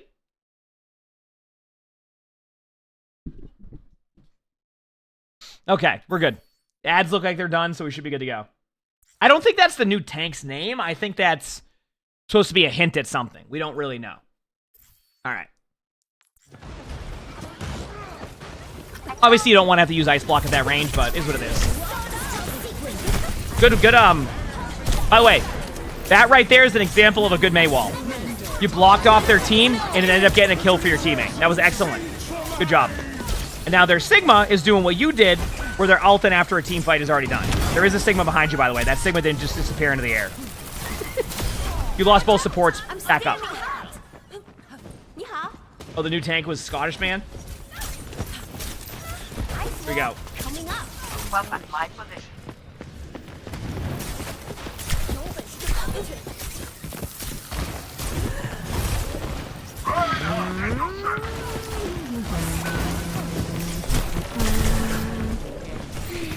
All right. I'm going to tell you why this was not the correct play in a second, but I'm going to let this team fight happen.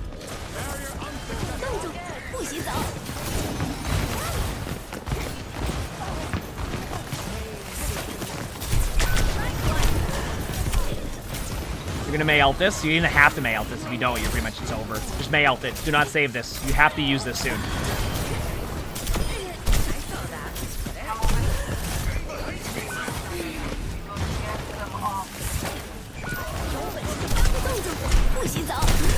Yeah.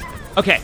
So I do want to pause for 1 second on this one, and it's kind of been like a chain of how this has been going.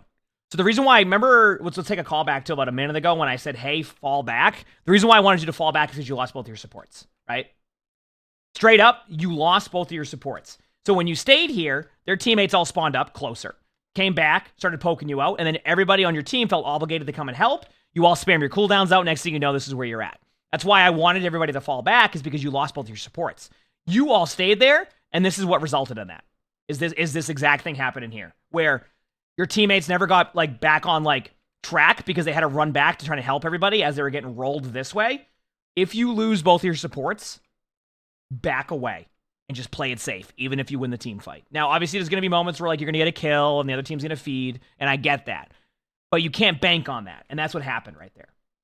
Is you were so like, your team got won the team fight and were so excited after the Sigma ulted, but that Sigma ult got 2 kills, which means by the time they all spawn back up, your supports aren't in a good spot. So they ran forward, got your team, and this is where you're at. So that's why you got to be careful with those type of situations. Understand that you down 2 supports, you can't just stand there. What a crap. Yeah, crap. Someone was asking about the live spectating thing. Is there any updates to that? And there you go. So remember, you won that team fight? After that, your teammates never got back in time, and you lost the team fight. All you needed to do was group up, and I think you could win the next one because you had enough ultimates to be able to bring that back. You see why it was so important? So, Wooby, thanks for the 6 months of the free response. Thank you, appreciate it. Thank you, Wooby. All right, let's continue going forward here. See how your Mei on defense is. Ready for battle. Okay. 5. Am I getting my 3rd golden Kappa hype train and like... That's my 3rd one in a day. I had 2 yesterday. It's just random. Okay, anyway. 3, 2, 1. Attackers incoming. Defend objective A. Here we go.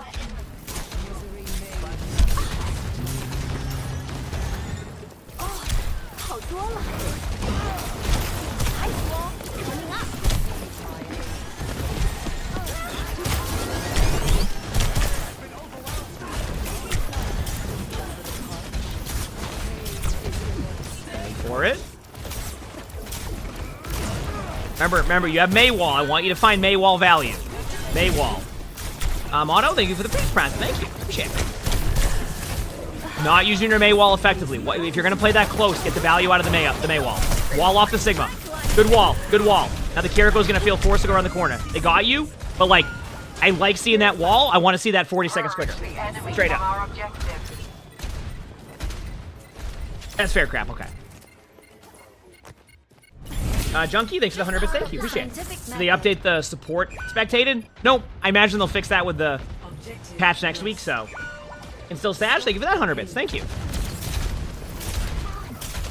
So yeah, if you've noticed, we haven't had a couple support VODs on the on YouTube the last like week is because they broke spectating to where when I spectate a support, I can't see the health bars of the enemy in front of them.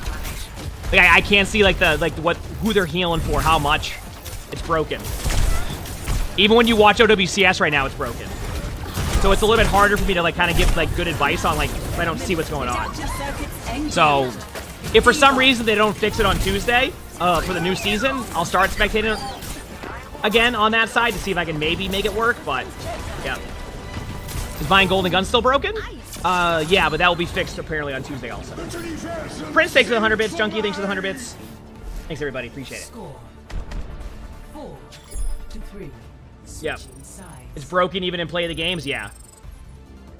Yeah, it feels bad. It's just really hard to find like I'm missing so much crucial information at that point. Also, good hold there. I mean, I didn't really have too much to say on that hold. I felt like your teammates played that efficiently, played it smart.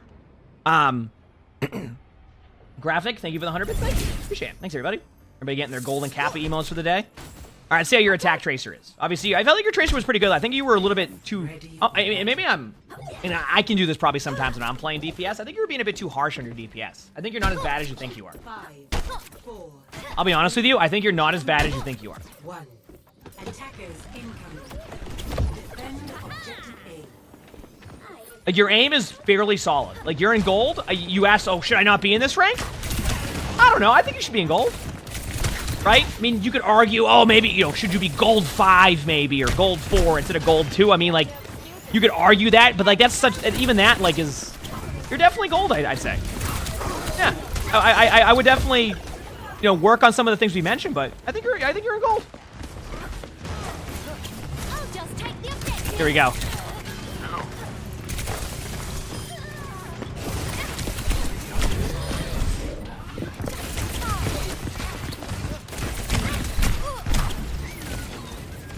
Here we go. Pretty much an easy first point. You didn't even have to do anything. And like I think you mentioned, like you felt like you did nothing there. You were there, right? You were there. Like, it wasn't like you needed the. Just because you don't do anything during a team fight doesn't mean that you're like you just didn't have to do anything. Like you've proven that when you need to do something, you can do it. You know, sometimes you just have games where teammates pop off. Sometimes you have games where you go 70-10 and lose, and sometimes you have games where you go 10-10 and win. You know? Nice shot by their Cassidy behind a wall. Yeah. Right there, you're pulling pressure from them. Was it perfect? No. Did the Cassidy get a good shot? Yeah, but you made him turn around. So.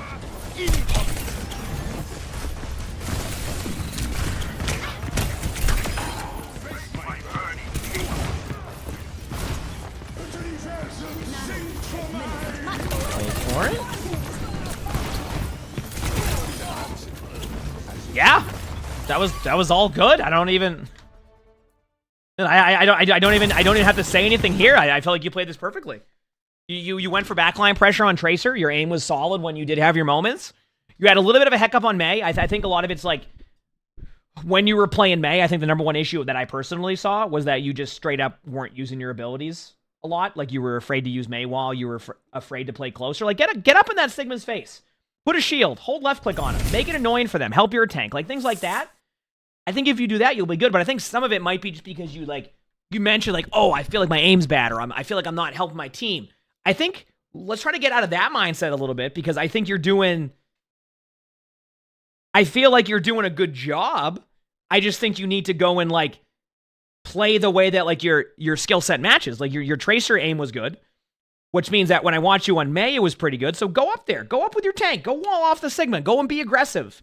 You know, time out your cooldowns. Don't sit there and feel like you just have to like stand there and do nothing. Because I think that watching your Tracer, you were doing backline pressure. You had good blink management. You had good shots. Like, it's a gold game. The aim's not going to be perfect. But I felt like, go be a playmaker. I think you can do it. I really saw good moments out of you where like the next step for you is just, you are in gold, okay?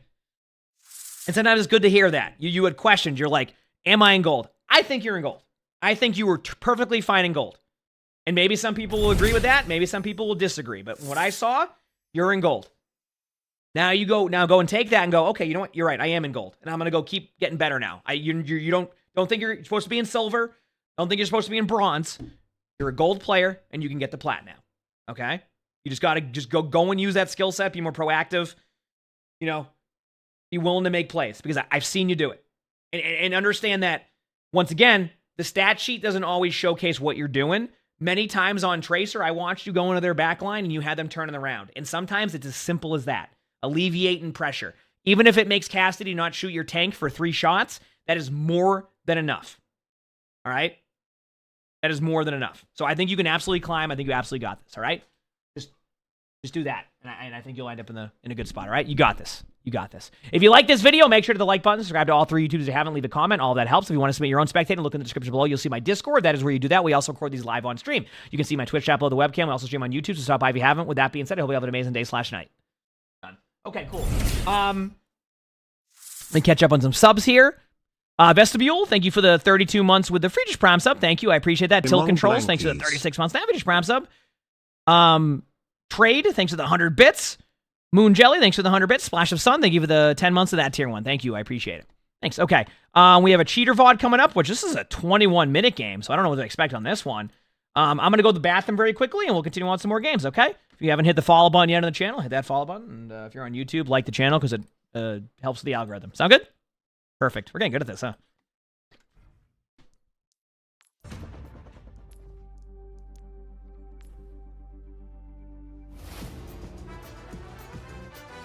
Oh, wasn't that the end of the VOD? That was a very bad time for that.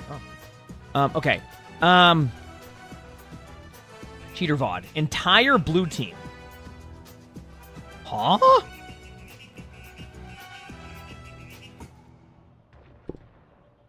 Who's the submitter, by the way, crap? Like, who's the submitter? Ready for battle.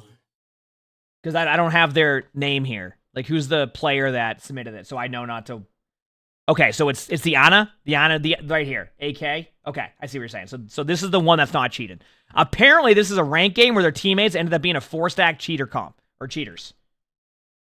So apparently, this ended up being a game... So we'll get back into that in a second. I'm going to go to the bathroom, and then I'll explain the video. All right? I'll be right back.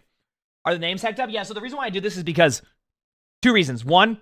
We've had a few times where people will submit a VOD and they're not cheating, so I don't want it to be like, oh, I watched a cheater VOD, people say they're cheating, and then they're in their games calling them cheaters. 2, actually, there's 3 reasons. 2, I've realized that with the streamer mode names, like the one that are the actual streamer mode names, people will then go, oh, I saw, what's the name of a streamer mode? I saw garlic bread in a cheater VOD. You're a cheater when it's just a streamer VOD name. Number 3, some cheaters will actually have the cheat website or company in their name, so it kind of is a way to, you know what I'm saying?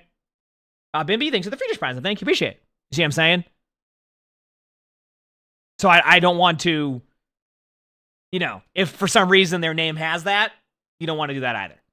All right? Does that make sense? Okay. Gonna go to the bathroom and then we'll record this. Hit the follow button if you haven't.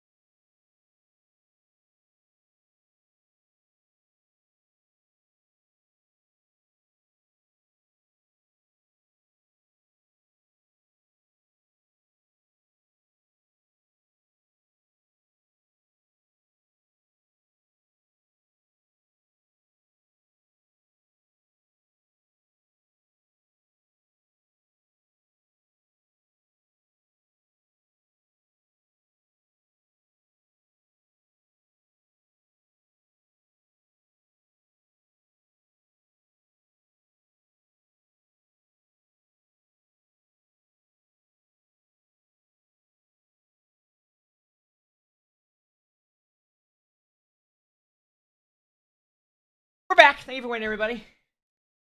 Thank you for waiting. Oh, do I VOD? Do I do a VOD for a GM player? I mean, I could. I mean, you know, depends. I mean, I'm not against it. Okay. Ready, chat? All right. So today's video, we are watching a cheater VOD. Now, this one's, I'm gonna be real with you. This one's gonna be pretty much described right away. We have a player who says their whole team is cheating.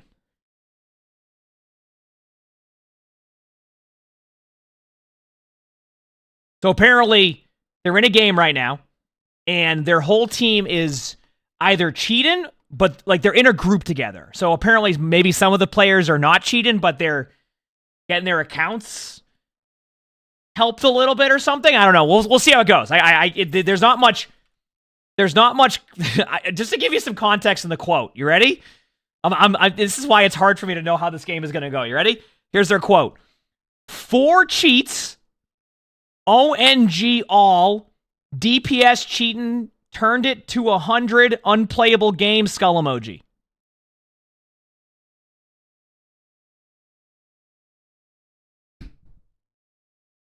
So, I guess we'll start with the Hanzo. Apparently they're the Ana, by the way. So this is the player that's not the cheater. The Ana right here. Okay, let's start with Hanzo. And it was in all caps. Yeah, I was going to say, I got nothing for you. All right, let's go. 1. Attackers incoming. Oh, man. Defend objective A. So we'll start off to see who's cheating. And this is a full rank game, by the way. This is like, I think it was Plat to Diamond, so I think it's a wide queue.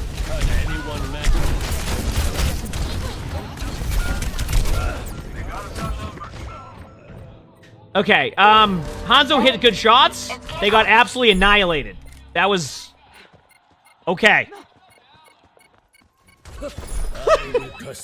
Well, quite a start if they're cheating. Did it camp? It says it's Plat 2 to Diamond 4 on PC. Oh yeah, no, you're right. That's not, because Plat 2 to Diamond 4 can be in the same game. You're right. It's on a wide queue.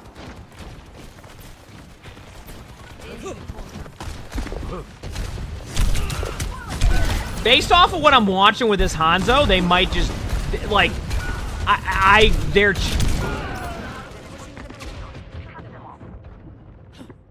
Do they not know they can shoot at them? I don't... Hello? Alright, let's go look at the soldier. Why are they just staring at him, not shooting? Are they confused? Like, what? Okay, soldier's cheating. That's guaranteed. We can see that already. Okay, so the Hanzo's back to Cassidy. Or on to Cassidy. I'm gonna start with them, and then we'll get to the other people here soon too. Okay, so yeah, the Cassidy and the soldier are definitely cheating. Looks like their mouse started working too. 100%. Yes. So these two are the 2 DPS are definitely cheating. So that goes up next to the Kiriko. Because the Kiriko is grouped with them? Is this correct? What is what they're saying?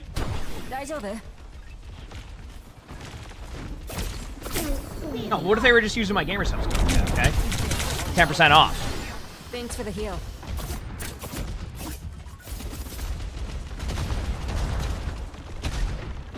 Now, I'm going through each player first, then we can go through after and kind of see.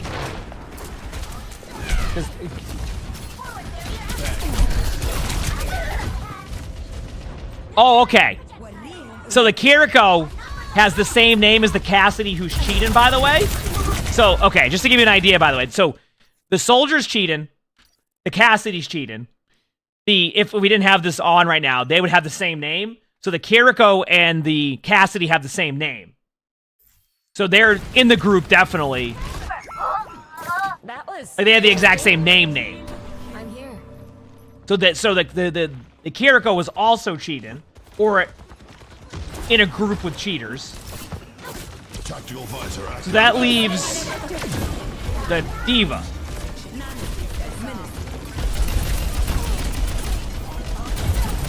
No, like they have the same username because the way that this streamer mode does it, it like changes the. It like does what it does with the name. So you can see how it's the same exact everything. That D.Va just rolled them. So it's very interesting that it's a full team of cheaters except for the Ana. Well, we don't know the D.Va yet. I gotta watch the D.Va. And they're getting rolled right now. Even with them hard locking. So that's the part that confuses me. It's like, they're four, like, at least 3 of them are... Let's see how the D.Va is.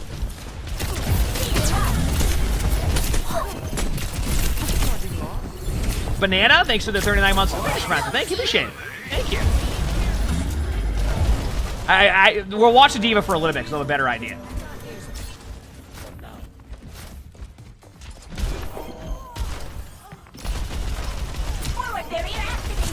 No, you can have the same name in game. Like it doesn't. They don't have any like rules against that. It's like you're not making a World of Warcraft character, right? You know what I mean? And like you can't take that name anymore. Yeah.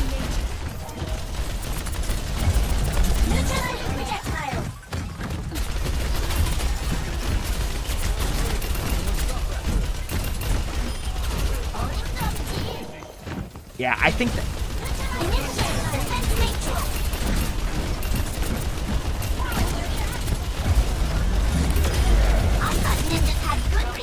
Okay, so the thing with D.Va is it like a few times D.Va's looked at people through walls right away. So I'm trying to see if that's just like luck, you know, as in like not luck, but like, you know, like sometimes you just aim through a wall randomly. You know what I mean? Like you just randomly like aim through a wall and like, but I've seen him do it twice now. So let me see if it happens a third time. Because sometimes that can just be completely accidental. So we watched 2 of the people hard locking, but apparently they're all in a group together, like it's a 4-stack. So I'm trying to see if the D.Va's cheating or if the D.Va is just like a part of their group trying to rank up. Although at the same time, mechanically their movement's been fine, so I don't even.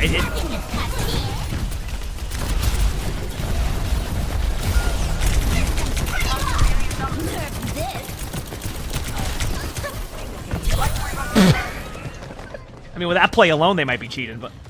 Holy crap. Oh, man.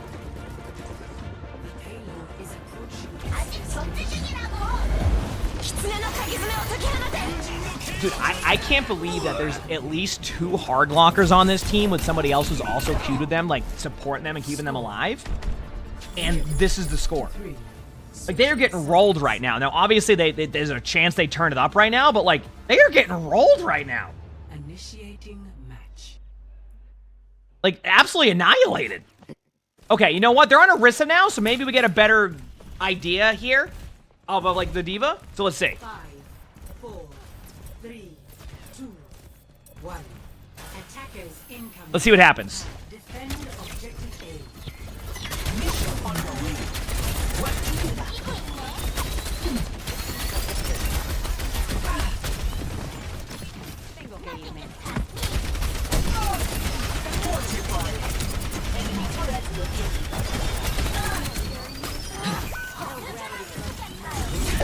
Yeah, I think they have walls.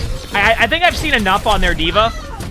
I've seen enough on their Orisa to like see that they're not hard locking like their teammates are, but I think they're definitely have wall hacks. Like I know they saw the Sombra there. Actually, I don't even know if they saw the Sombra there prior. They knew the Sombra translocated there, but they were like deadly accurate with that find. Still lead forward. Save the world? Game on. I want to say I think they definitely have wall hacks.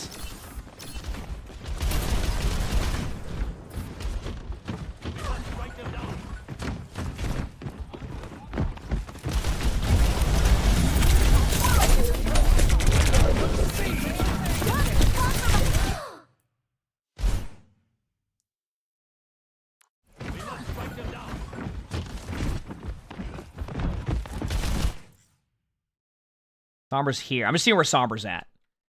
So they start shooting at this wall. And then watch. Forward barrier activated. That just makes me feel like they have wall hacks. You see what I'm saying? Like they try to like be like, no, I'm not cheating. They shoot at some random wall, and they just fly up to the exact spot Ana's at and immediately go into rockets without having any like vision of where the Ana actually is. So yeah, so more than likely, these two are hard locking. This player I don't know yet because they're duoed with one of the, well, they're in the group with the cheaters because they have the same name. And then this player has been like, I was already thinking it's probably wall hacks, but I've seen enough, I think, on attack that they're like, because they're losing, they're starting to play a little bit more, they're not trying to hide it as much. Does that make sense? You know what I mean? That's what it feels like. Yep. Only in unity we find strength.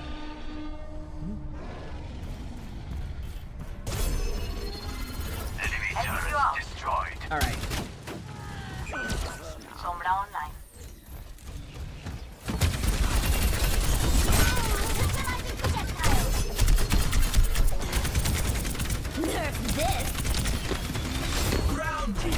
Yeah, they're cheating. That answers that. Listen, you know what? They couldn't resist. They got rolled too much and they couldn't resist. There it is. So any questions about that diva now? There you go. The wall hacks became obvious, and then after a certain point they said heck it and turned it off. There you go. There you go. Yep. They couldn't do it. They couldn't resist. They got rolled too much in a 4-stack as cheaters, and then that was it. They just had to switch. Yep.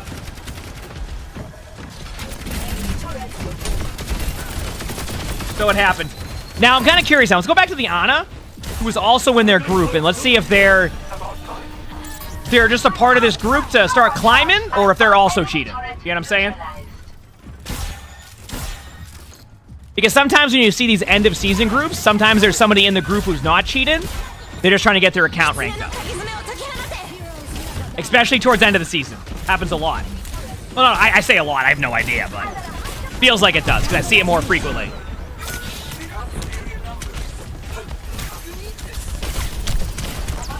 Now we'll see what the Ana's playing like, right? So we know there's 3 confirmed people aimbotting on this team. The Hanzo, the Sombra. The broken keyboard.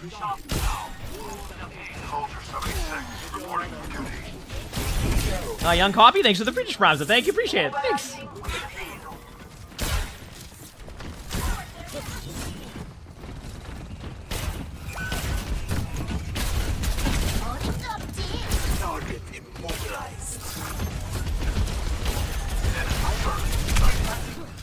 What are you shooting at?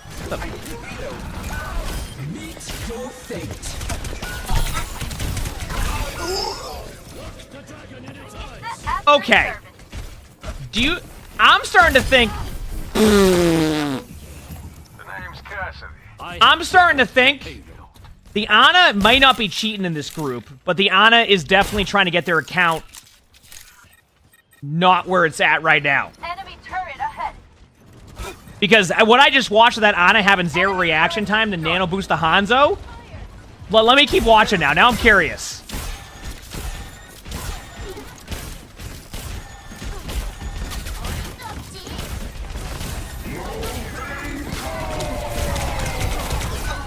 I think this Ana is not cheating and is the one in the group that they're trying to rank up. No, this player is the one that submitted the bot, the Brig. They're the one that's not in the group.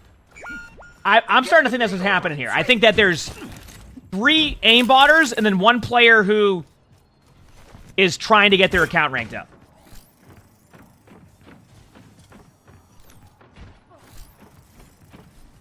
Every time you see me, I'm never playing. Get the copy pasta going. Get ready for the pasta.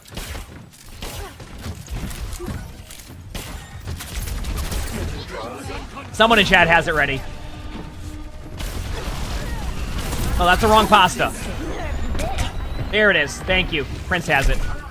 Yeah, I think the Ana is just a part of the group and isn't like cheating. There it is. There it is. Enemy turret destroyed. Houdini, thanks for the 8 months of the free response. I appreciate it. Thank you.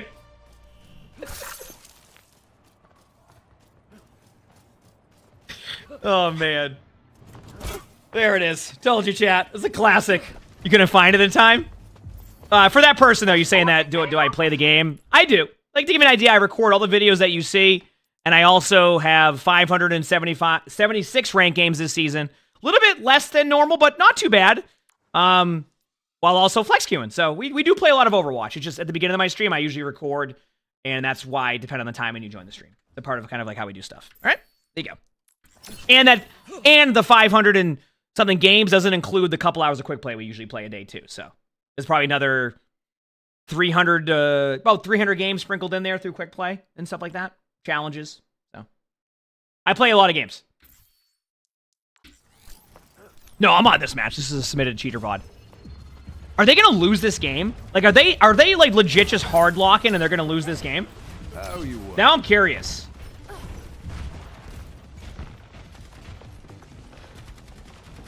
How much do I do quick play before jumping into ranked? Well, I have a new style I do in that one. So the new style is I do a treadmill workout while playing quick play. So today I'm going to aim for an hour. I don't know if I'll go for an hour, but I'm going to do an hour on 2.6 miles per hour while playing quick play. And then I play ranked.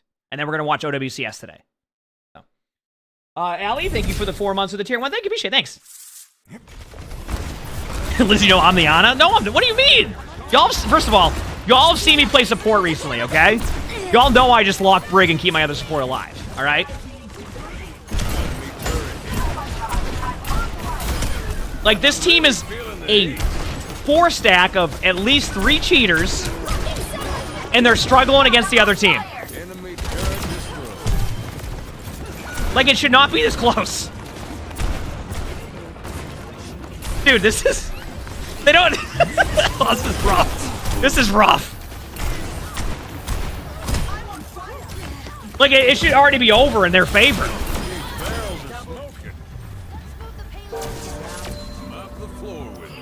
Oh. Score 3-3. Holy crap. That is rough. All right, let's go see how the rest of this game goes. Go back to the Hanzo. We know the Orisa's aim lock, and we saw a good amount of the Orisa. Let me head back here so I can time it. Okay, there you go. 3, 2, 1. Attackers incoming. Defend objective A. Here we go. All right, let's move out. 60 seconds. The dragon awakens.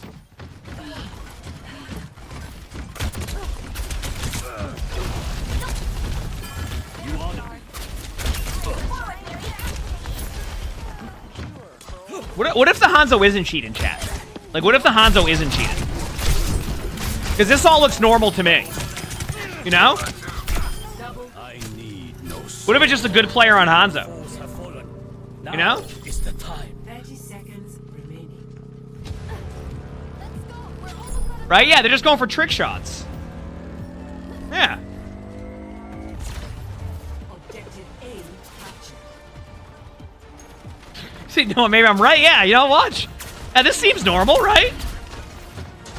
Yeah, when they stare at a wall at Genji, so, you know, this seems normal. Oh, yeah. Yeah, maybe that's what's going on here. That's what your flicks look like on Hanzo? Yeah, but your shots aren't hitting. I will guard you back.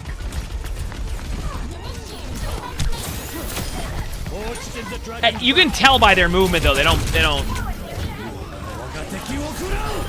That they certainly would. Yeah.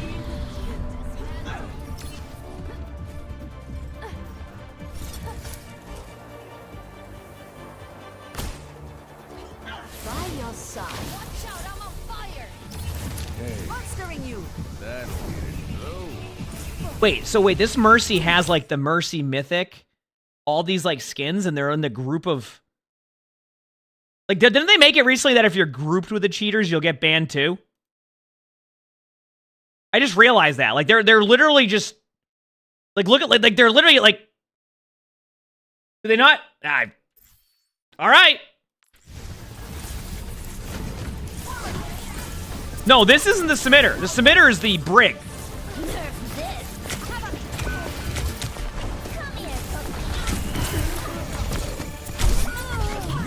So they're damage boosting the cheaters. They're in the same group.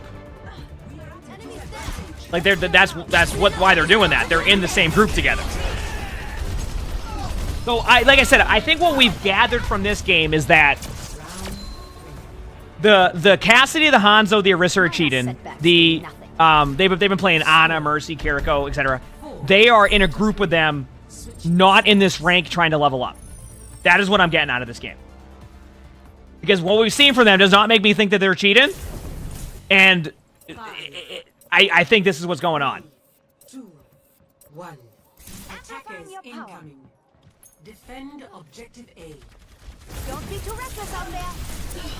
I will fix you.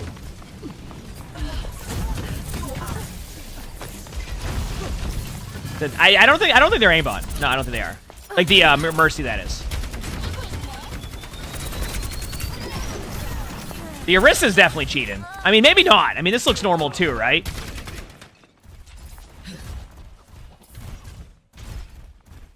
You know, like maybe that's the case. Yeah, everything looks normal. Yeah, that looks normal to me. Yep, just good projectile aim. Yep.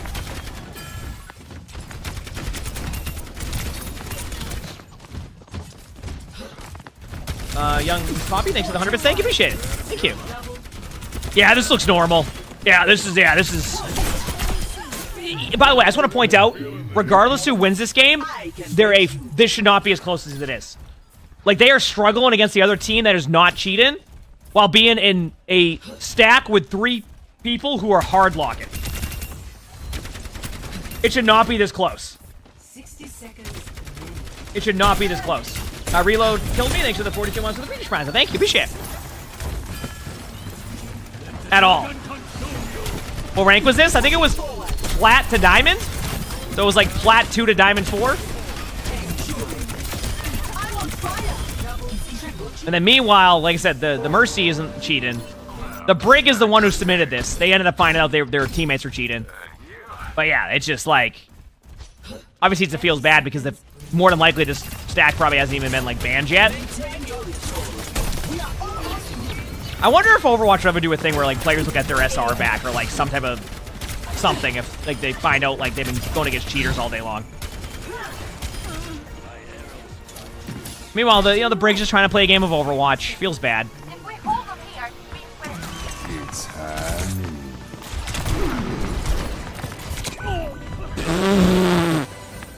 And they got rolled right at the end. Yeah, I mean, like I was saying, like that feels bad. So yeah, so just to verify, 3 of them are hard locking. Obviously, I think one of them is just in the group to get their account like ranked up. And that's what I'm getting out of that.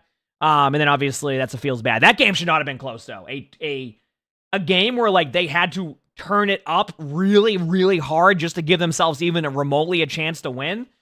Imagine that. Because that game was not. That game should not have been as close as it was. Like, not even remotely close, so. But anyway, feels bad that you had to have a game like that. Obviously, it feels bad that they were doing that. Hopefully they get taken care of soon, so.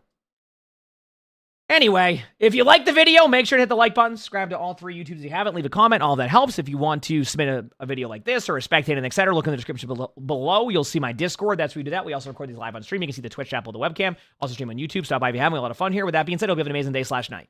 Good to go. There you go. Videos are done for recorded. Let me get the treadmill set up, chat. I'm going to go grab a water. We'll do some quick play warm-up games. Then I'll play a little bit of ranked until OWCS matches. Then we're going to co-stream OWCS. So sound like a good plan for the day, chat? Everybody cool with those plans?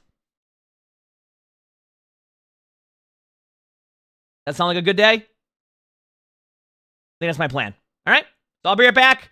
Hit the follow button if you haven't, and we'll be right back. Let me actually get the treadmill stuff set up now, so it's a little bit easier.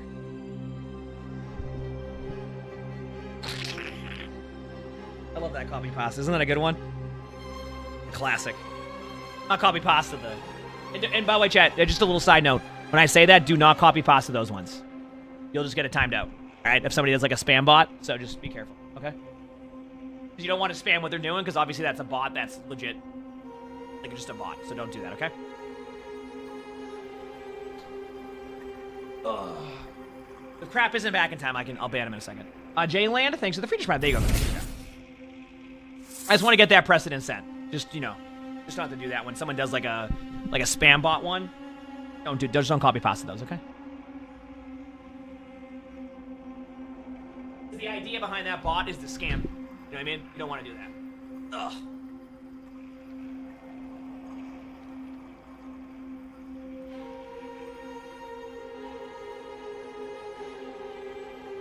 Okay, I'm gonna go grab my water, and then we'll start doing this, okay? Be back, chat.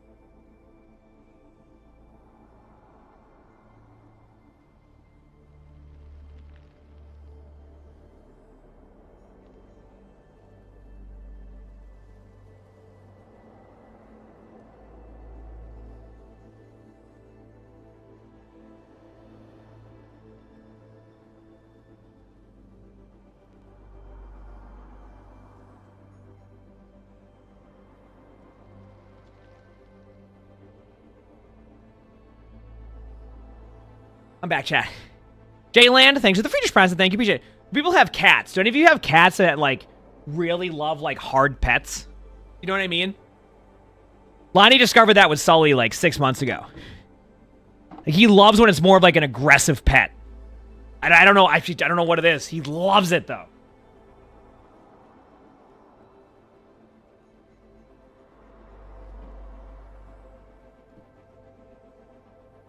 Okay. Let's get the treadmill set up. All right. You have a ragdoll who does? That's funny.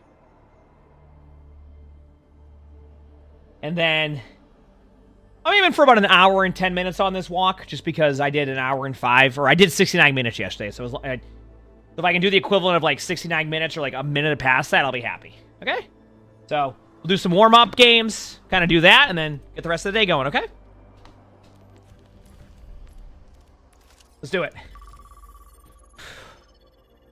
Per usual, hope you're all enjoying. Like I said, we'll do an Overwatch OWCS co-stream in a little bit. All right? At noon. So some good matches today.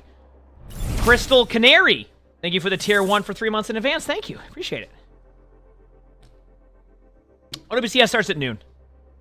So, Brandon, some really good matches today. I would love to watch. Am I walking? Yeah.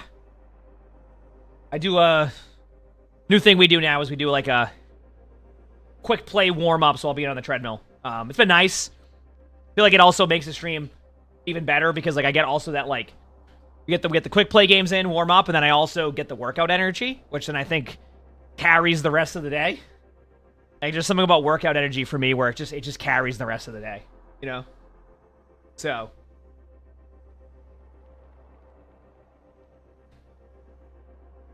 the reason when I walk on the treadmill and I touch something right... Ooh. Okay, stop doing that.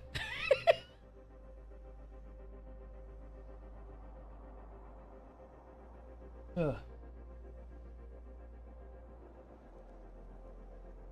Is it hard to play while walking? I've gotten used to it, I think. I've gotten used to it a little bit more, so I'm cool with it.